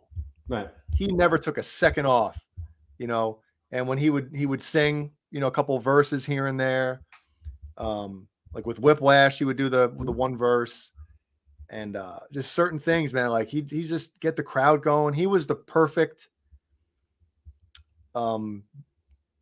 bass player for that band, you know. And again, he wasn't the best bass player. You know, out of Trujillo, Burton, and Newsted's the worst. You know, I won't say the worst one, but he's third best on that list, and it's not even close. But Cliff Burton or Robert Trujillo did not write Blackened.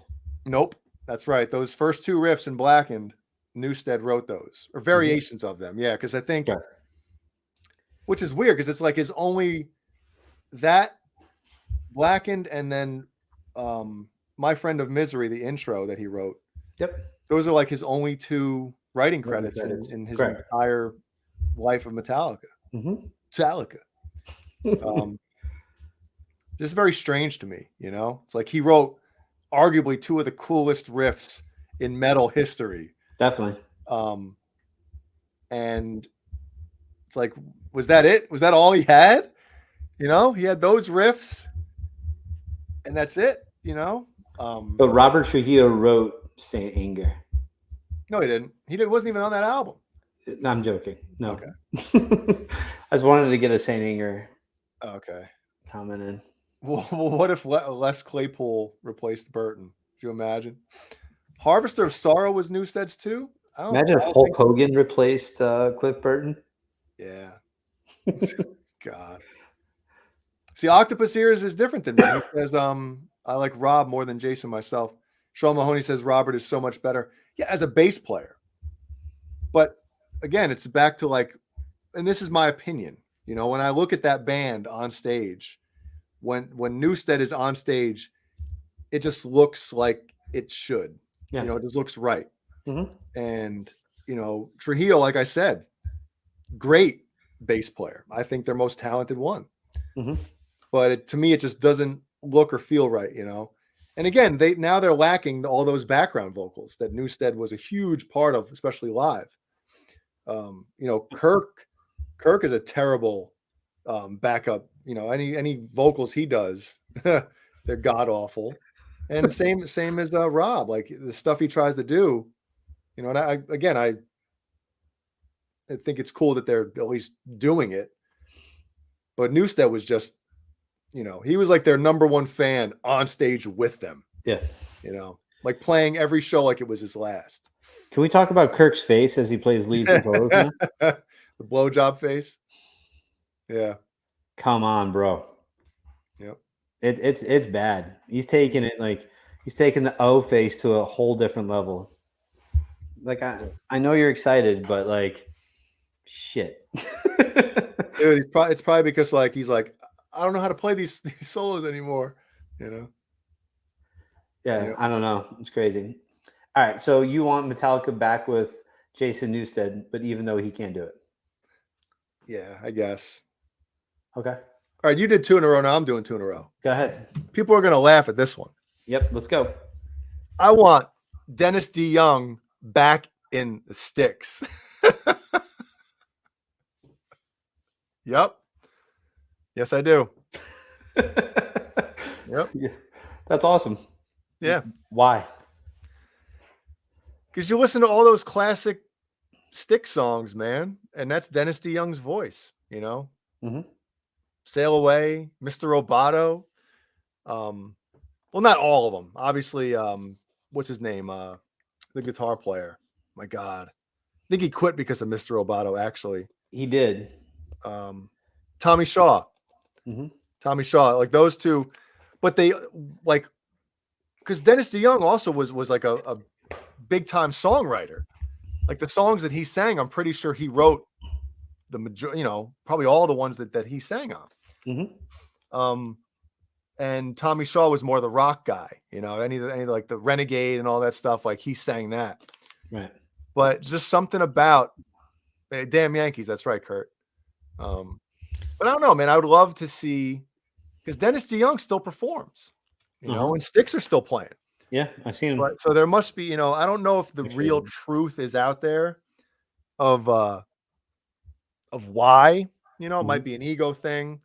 I know Dennis DeYoung kind of like was trying to like really take over and get them more of a theatrical act instead of a rock band. Tommy Shaw wanted this. He's like, no, we're a rock band, man. Come on.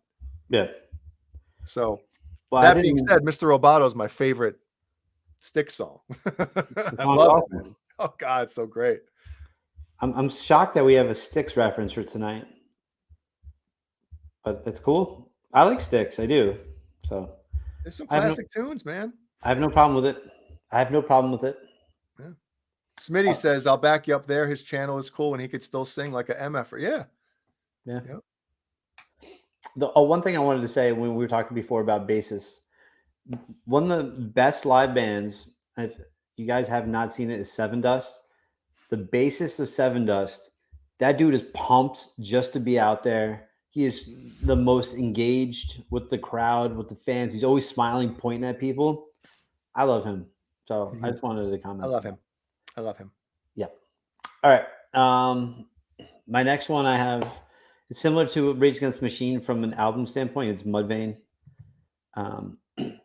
I love LD50. I think everyone does. You like LD50. You actually like it. Yeah. I love the bass tone on that album. It's so different and bass tone. It's one of those bass tones where like, really, that's the bass tone?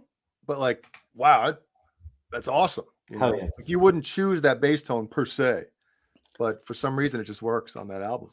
Yeah, and no one in the chat put Bird Dang. Please don't do it. What? No, like from Dig. It's like Bird Ding, Bird. Oh, I didn't know that. I didn't. But I love the guitar tone is awesome. The best part about that whole album though is the vocals. If you just isolate the tracks, like you can hear Chad like as he's about to like sing a part and he's like he like just gets like he's insane. Like I love it. It's so cool. And I like Mudvayne a lot, but their albums after like in the next album was good. And it just like they kind of like fell off a little bit to me. And it's because of Chad, not because of the music. I just thought Chad, like I don't know if he could do it, but he was stripped of that like intensity and that craziness. That's what they need to bring back. That's what I want. So Yeah, I mean, it's a lot of times it's hard to get that consistently out of somebody. Yeah. So so I have Mudvayne. My next one you're gonna hate Oh God. is Pantera. Tour only, obviously. There's obviously no more studio albums. I don't want to hear anyone play Dimebag stuff in the studio, but live, yeah, I think it would be cool to have, like, let's say Zach Wild play, and kind of like, I don't know, like a tribute tour, I guess, like to like Vinny and Dime, and just to play Pantera classics with Rex and Philip H and Somo. Yeah, I would love that. That was like your best imitation ever. Yeah, I would love it. I think that'd be so cool just to see, like, kind of like, mini reunion, have Rex, Phil on stage, and I would love it. I think it would be cool. I would never ever want them to be like, "Oh, Pantera's back. We're gonna record." Hell no. No. Pantera's dead. And from now that I don't standpoint. think Phil or Rex would be into doing something like that anyway. Well, Phil, with his solo band's been playing live stuff. Well, Or like that's Pantera fine. stuff. That's fine. But I'm talking about like putting out a Oh, an Pantera album? record. You know what I mean? Like No. that. Even that the fans would lose their minds over that. They'd be like, "Hell no!" Right. Yeah. So I think that would be pretty cool. I mean, listen. Again, we've talked about the whole Van Halen thing. Like, it'd be cool to see a tribute show or handful of shows with, people coming together, a bunch of different musicians paying tribute, like playing their songs and stuff like that. Sure. But I don't want like a huge, thing about it. Like Yeah, but maybe there was not another like a band. What tour, the hell was my? but like a show. Like, how awesome would that be? Like a tribute show. Yeah, tribute show. Yeah, that'd be fun. Yeah. Yeah. That's what I want. Another band that I had in mind was, somebody mentioned it before, was Journey getting what's his name back in there? Steve Perry. Dude, Steve Perry, one of the greatest rock voices ever in his prime, man. Can't argue with it. You can't. You can try. But I know this is a metal show, Yeah. but Like, we talked about Styx for a bit, which is cool. I like Styx. I have no problem with Journey either, but I don't really want to talk about them. what other metal bands? I mean, I know if I actually tried to sift through, I'd be able to come up with a bunch, but like who lost? I know you were clamoring for a Oasis reunion. Oh God, that's one of those bands I despise. What about like Led Zeppelin? I don't mind Led Zeppelin. No, Zeppelin's awesome. Who the hell else would I like? I know there's bands that I always probably mention from time to time that I'm always like, man, Jesus, what am I stupid? A Jesus reunion. Queensryche, Chris DeGarmo. When he left that band, the heart and soul just disappeared. Yeah, Queensryche. You want Jeff Tate back?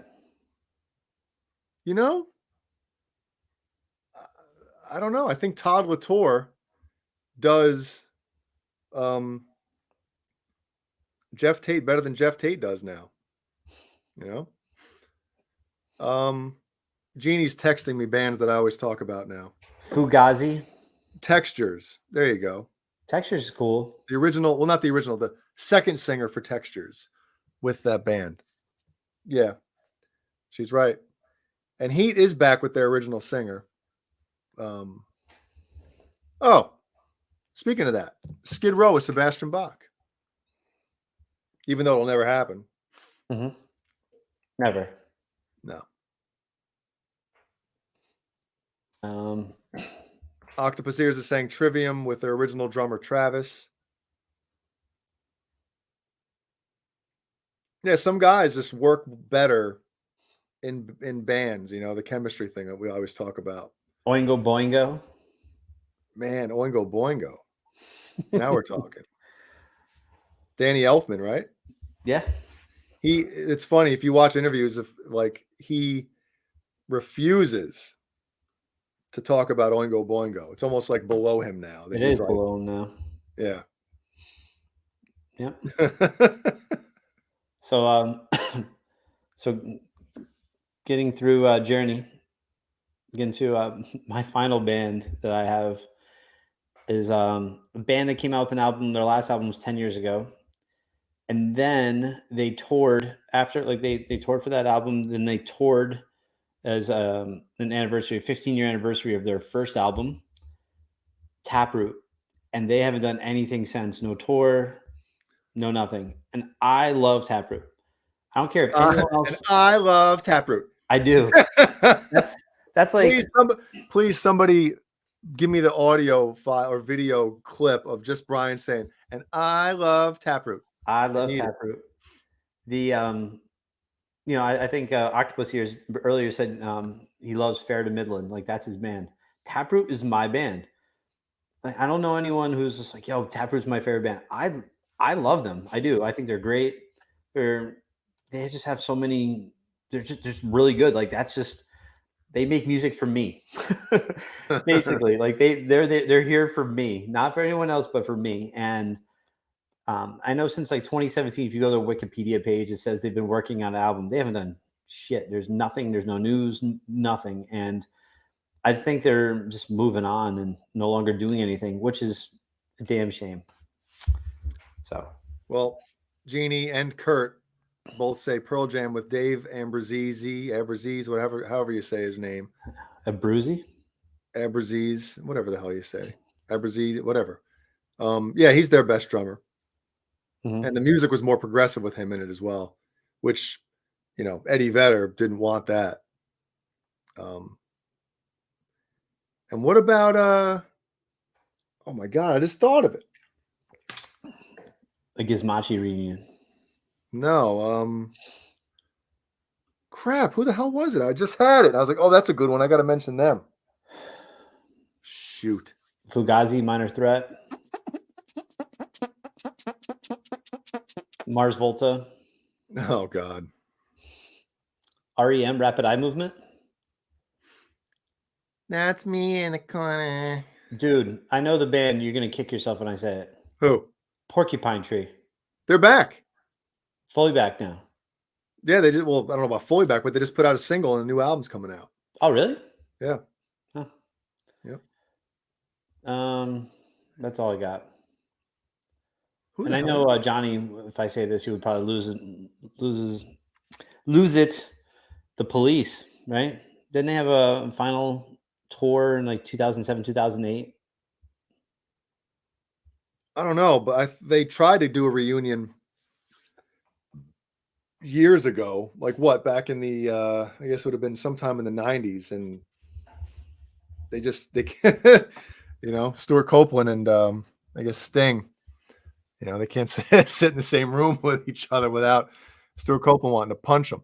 Yep. So yeah, who the hell was the other band I was thinking of? Damn it. Oh, well. That's right. Yeah, I'll think about it after we sign off for the night. Yep. Did you want to, well, I don't know if Kurtzy doesn't really comment in the chat, but did you want to talk at all about Gizmachi, or do you want to do that at a different time?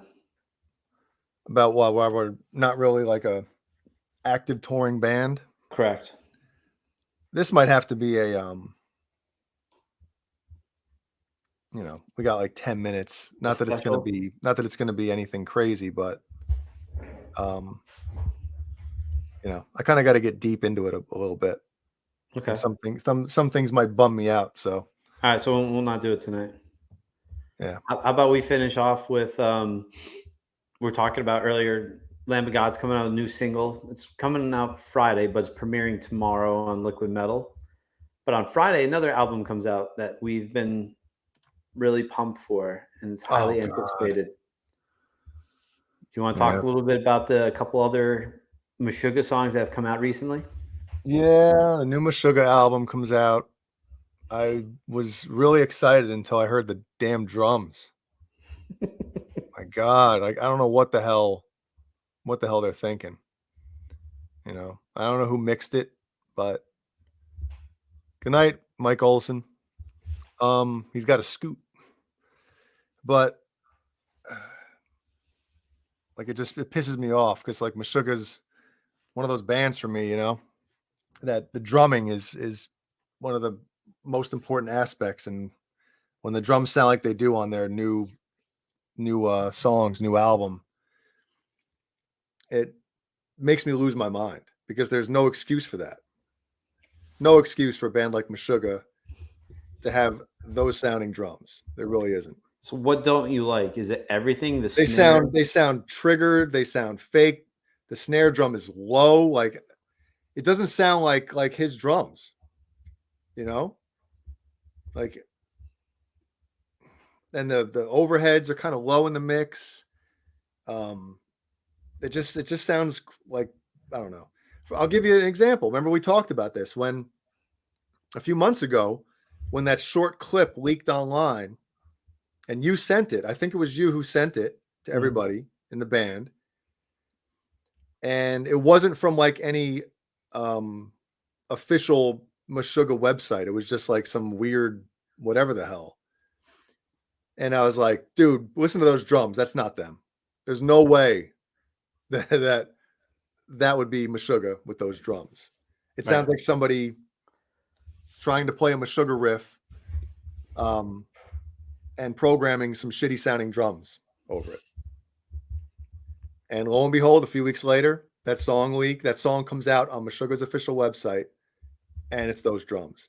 I was pissed because I'm like, you know, their last album came out, what, 6 years ago? Uh-huh. You know, and I'm like, you know, a 6-year break, you know, you're expecting, you know, just amazingness. You know, you don't want anything to, I mean, you have all the time in the world to like, I don't know. I'm getting pissed.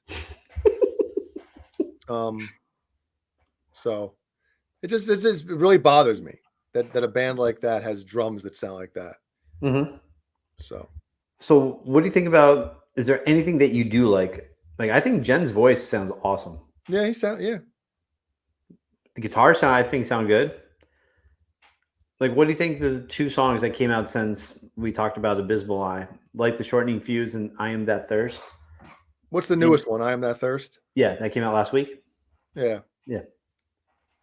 Again, it's I don't know. It's like it seems like each song there's like 2.5 riffs per like each song. It's just weird. Well, the Abysmal Eye is definitely that. Yeah. But like the Shortening Fuse is a dope song. I really like that a lot. Like I'm real happy with it. But also, I know you hate the drums, and like for you, like when you hear something you don't like, I know you, and you're just like, I'm done. Like I can't get past that. It's like, you know, I can no. You're like, I'm done.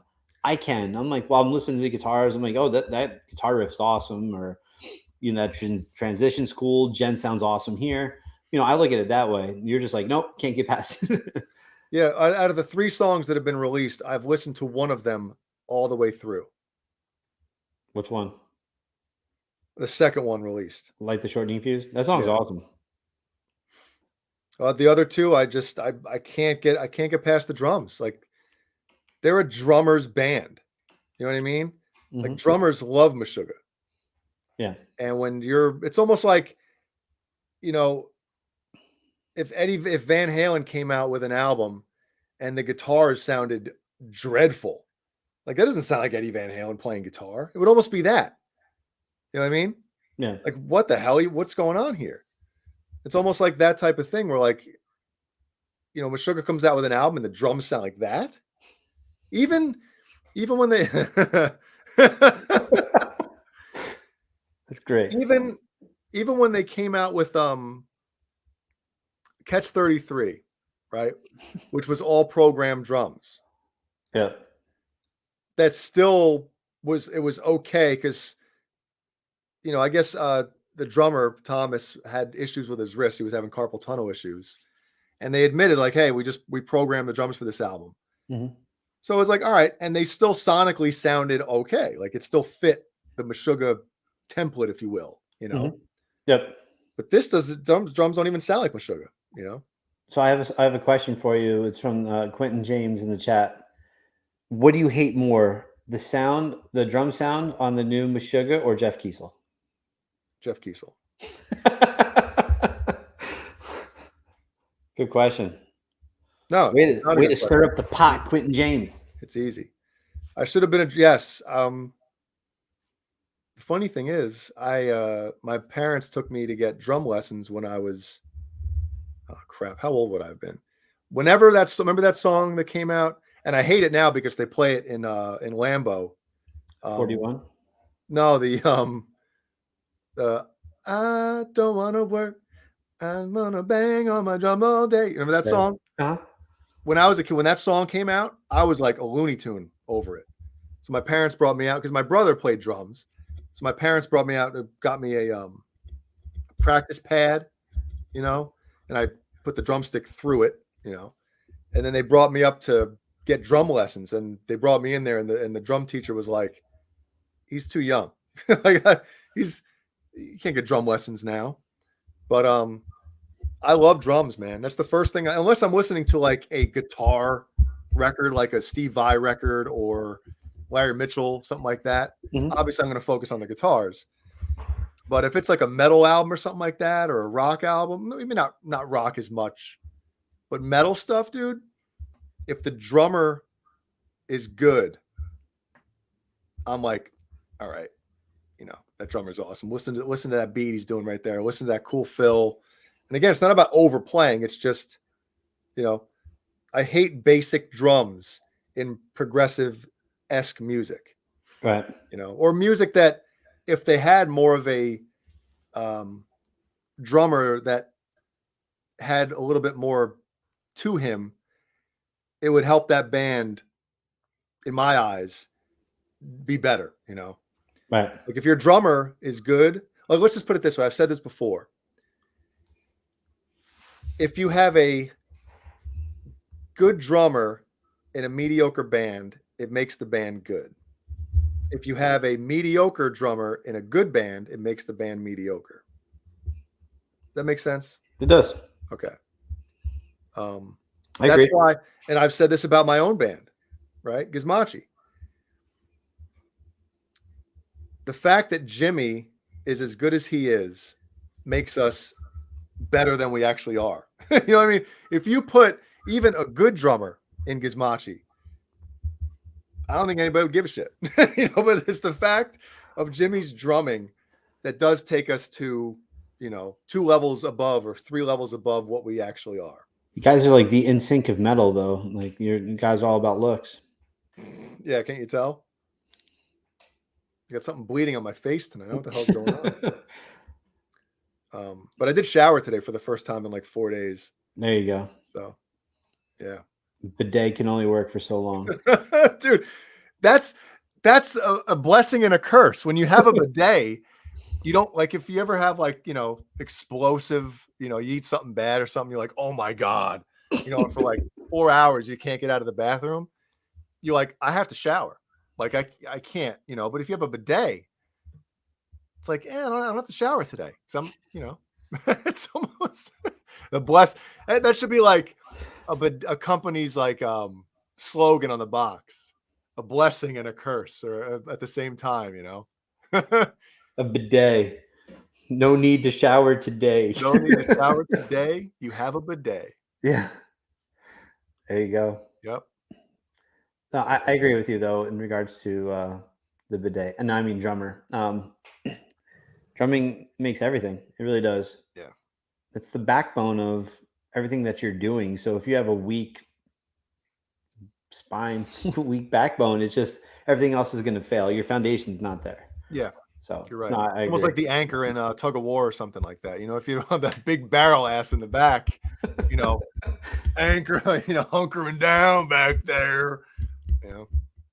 Wayne wants to know, how the F can you not shower every day? Well, listen, Yeah, I have a good excuse. For the most part, anybody that knows me, that's close to me or whatever, like I'm pretty much a stay-at-home dad type of thing. So, I really don't have to get up and like leave the house to go stand around people at work. If that was the case, I'm the same type of guy. Like, it takes me a while to wake up. So in normal circumstances, if I have to go do something and be around people, I will shower, because it's hard for me to wake up for a while if I don't shower. But again, Sherman Callahan got the Gizmochi CD last night. Oh yeah. Anyway, Good. I smell good now, though. Good, man. Glad to hear, and I bet your family's happy to hear as well. That's awesome. Yeah, I know. Jeannie's probably really happy. That's and great. Octopus Ears found out tonight that he saw Gizmochi live back in 2005. We must not have left a lasting impression then if you just realized 17 years later that you saw us live. He remembers you like on stage talking about showering and bidets. He's like, "This is the guy, the guitarist." What? Yeah, what was it? Octopus Ears. If you go on YouTube, there's a video from crap. Is it the Ozfest? Yeah, but I don't remember what show they filmed. Do I have the Dave Day up here that John BL sent me? He sent me the Blu-ray of that of Ozfest 05. And it says where it was filmed, Massachusetts or something. I forget what it was. It's a good thing they didn't film the Connecticut show, which was like I think the third show or second, whatever the hell it was, because that's the show that like within I think the first song of the set, Mike's amp blew, and so I think we got to play 3 songs on Ozfest. It was like a 15-minute set, and our songs are long. So, we're like, all right, we're playing 3 songs. So anyway, Mike, not only dual guitar players, like, while I'm playing a lead or something or a solo, he's got the rhythm, right? So it helps fill that, if anybody's in a 2 guitar player band, while somebody's soloing, if you don't have that extra rhythm guitar behind, all the attention's on you. Like any little note you screw up, like, oh shit. So his amp blew, and also he sings in the band. So he had to like stand up there without a guitar working and sing, and that's gotta suck, right? So when his amp blew, he didn't know if like the whole side of his stage went. And I guess something was up with the monitors too. So he couldn't hear his voice in the stage monitors coming back at him. So I don't know if it was during that first song or whatever. So his chorus is coming up for him to sing. And I've told you this story before, Brian, and I might have said it on here too. But one of the funniest moments, because, I obviously had no idea what was going on. So he steps up to the mic, and it's in the middle of a song. We're playing, and he couldn't tell if his microphone was on. So he goes, "Can anyone hear me? Anyone at all?" In the middle of a song. So he said there was this like group of dudes in the front that was looking up at him like, yeah. So just imagine going to a band play, right? Or going to a concert, and the band's in the middle, playing, and they're slamming or whatever. And all of a sudden the one guy just steps to the mic, "Can anyone hear me?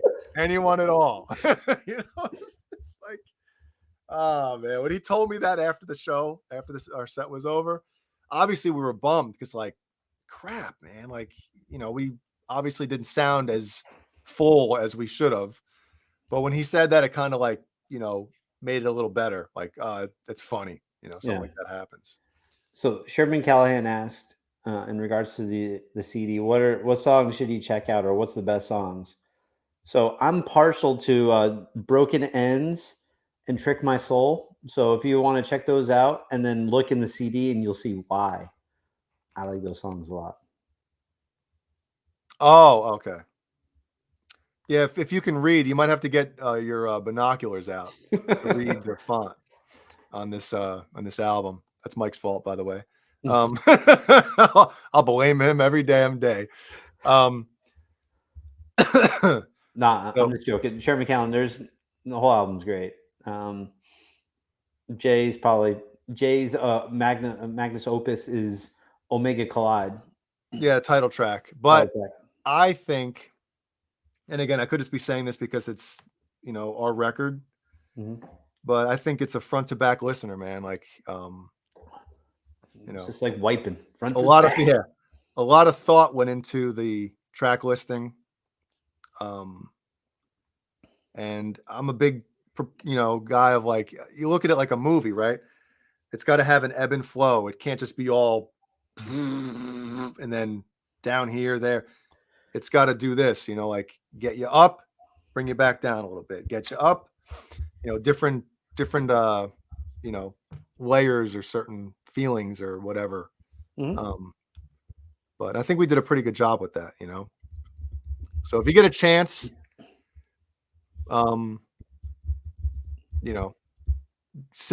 sit back, do your favorite whatever, and throw on some headphones and just kind of listen to it. It's an hour and 26 seconds long, I think. I think that's album, an hour and 12 seconds, whatever it is. But again, that last song to me I think it's our best song ever. And it's the one song that we've written and recorded that I get goosebumps from. It's very hard for me to listen to our own music from an outside perspective, like a fan. And that song, like I listen to it from a listener's point of view, like a fan, like oh my God, like I put that song on, dude, and I just lose myself in it. I get goosebumps a couple times during it. And it's just, I think it's our best song. It's a great song. You know how you listen to albums and songs that I wouldn't say that you don't love, but it's just like, whatever. And then all of a sudden you listen to it again and you're like, I can't stop listening to this song. Does that Which ever one's happen to you? that? What's that? What song is that for you? New Day. Wow. I think the chorus is awesome. It is. So like I tried to mute the microphone and fart, but I don't think I muted it. Did it mute? Did you hear it? No, Okay. I was repulsed. I'll have to go back. Yeah, so I was singing the chorus and I sent it to Balls. Dreams of parties when no one shows. Hey, Mike wrote the lyrics for that. I know that song. Yeah, I thought he did a pretty good job. it's a great song. What's always the weird thing for me is, I'll have a least favorite song or something on an album. Like our two albums are for, and I'll ask somebody or somebody will say like, "Oh my God, this song is my favorite." And I'll be like, "Really?" That's my least favorite. That's the one I skip. It's weird to hear stuff like that. Like somebody's favorite song of ours is something that it's not like I don't like it, but it's just not as, whatever. It's always funny when that happens. Mm-hmm. Because a lot of people have said that, oh my God, I don't even know the names of our goddamn songs anymore. Genie, not showering, farting on camera. Such an old man. What's the song with the long middle part, clean guitar part with the droney kind of What album? Imbuing? No, new one. Omega Collide. Shattered Don't Dream? I have it right here? No, I gave it to Paul. Shattered Dream? No. Intervision? Yes, Intervisions. That song. I usually skip that song. Really? And two people have told me that, well, two people, like big deal. But they're like, "Oh my God, Intervisions is the best song on the album." I'm like, "Did you hear the rest of the album? Like, is that the only song you heard?" That's a really cool song, especially get to hear you. Yes. Yes. Yeah. That one's got. Hold on a second. Well, hold on a second. That one's got crap. That one's got crap. Yeah. Jay's going to take a shit. Everyone. I haven't played a And seven. I apologize for him I just for grabbed the farting seven on the show. I'm sorry. That one's got the that riff. That one, right? Yep. This thing's still in tune. And everyone, it's standard tuning right there. Then in he, case you- I forget how the solo goes in that, but that one was a cool. Hey, look, Kurt, thanks, man. Sent me the James Hetfield Black Fangs. It looks like the Ultimate Warrior on the back, like that. It does. You're right. Yep. Kurt, thanks for sending me some, bud. Appreciate it. Yeah, that part, you know, the digga digga digga digga digga digga digga digga digga digga digga. That's a cool riff. I always like that riff. Yeah. But it's not like it's a bad song. It's just you know, one of those songs that maybe I've heard it a million times and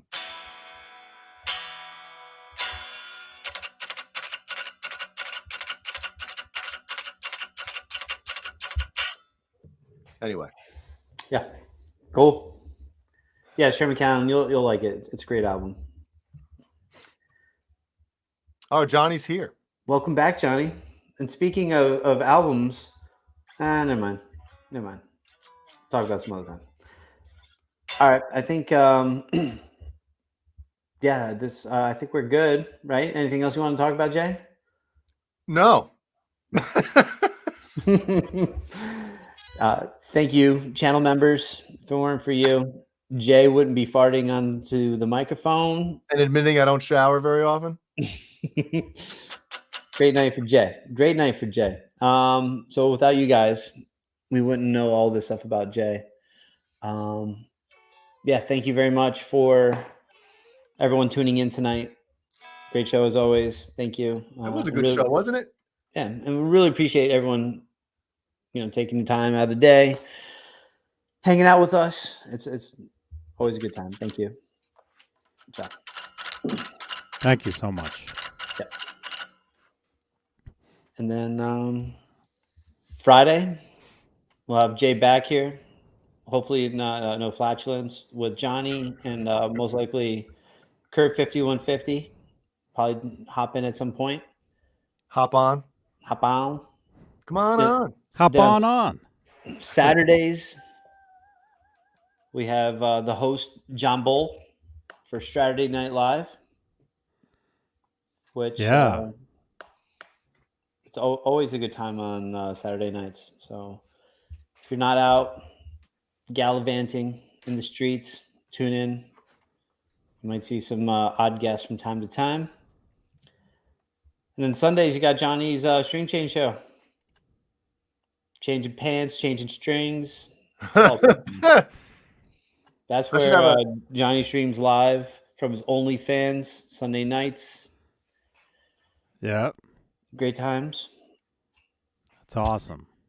And then you have us on the heaviest night of the month. Make sure you tune in. And April.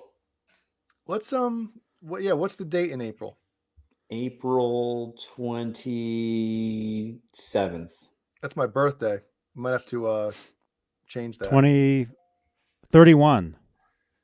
No, wait, What? that's March. There is no 31 days in April. So yeah, well, Jay's birthday is the next middle Wednesday. So I don't know. Maybe Jay will just. Oh, won't be here. wow. We'll have a special guest. No, there's no Wow. middle Wednesday without Jay. 27th is Wednesday. Yeah. Birthdays for everybody. Maybe you'll do it the week. Maybe do it the week before. Yeah, we'll see. We'll I'll let everybody know pretty soon.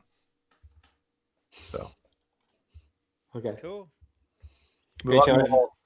Thank you, everyone, for Jay, for Johnny, for myself. Have a great Thank week. you so much. And yeah. I'll see you guys on Twitch. Bye-bye.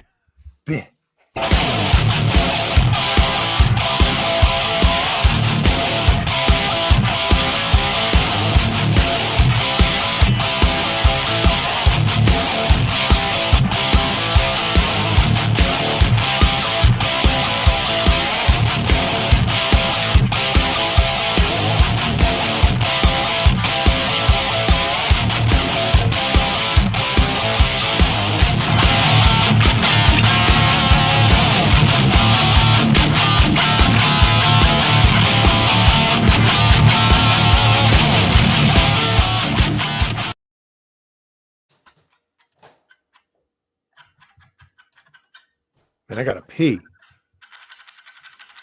You gotta pee? You gotta poop too.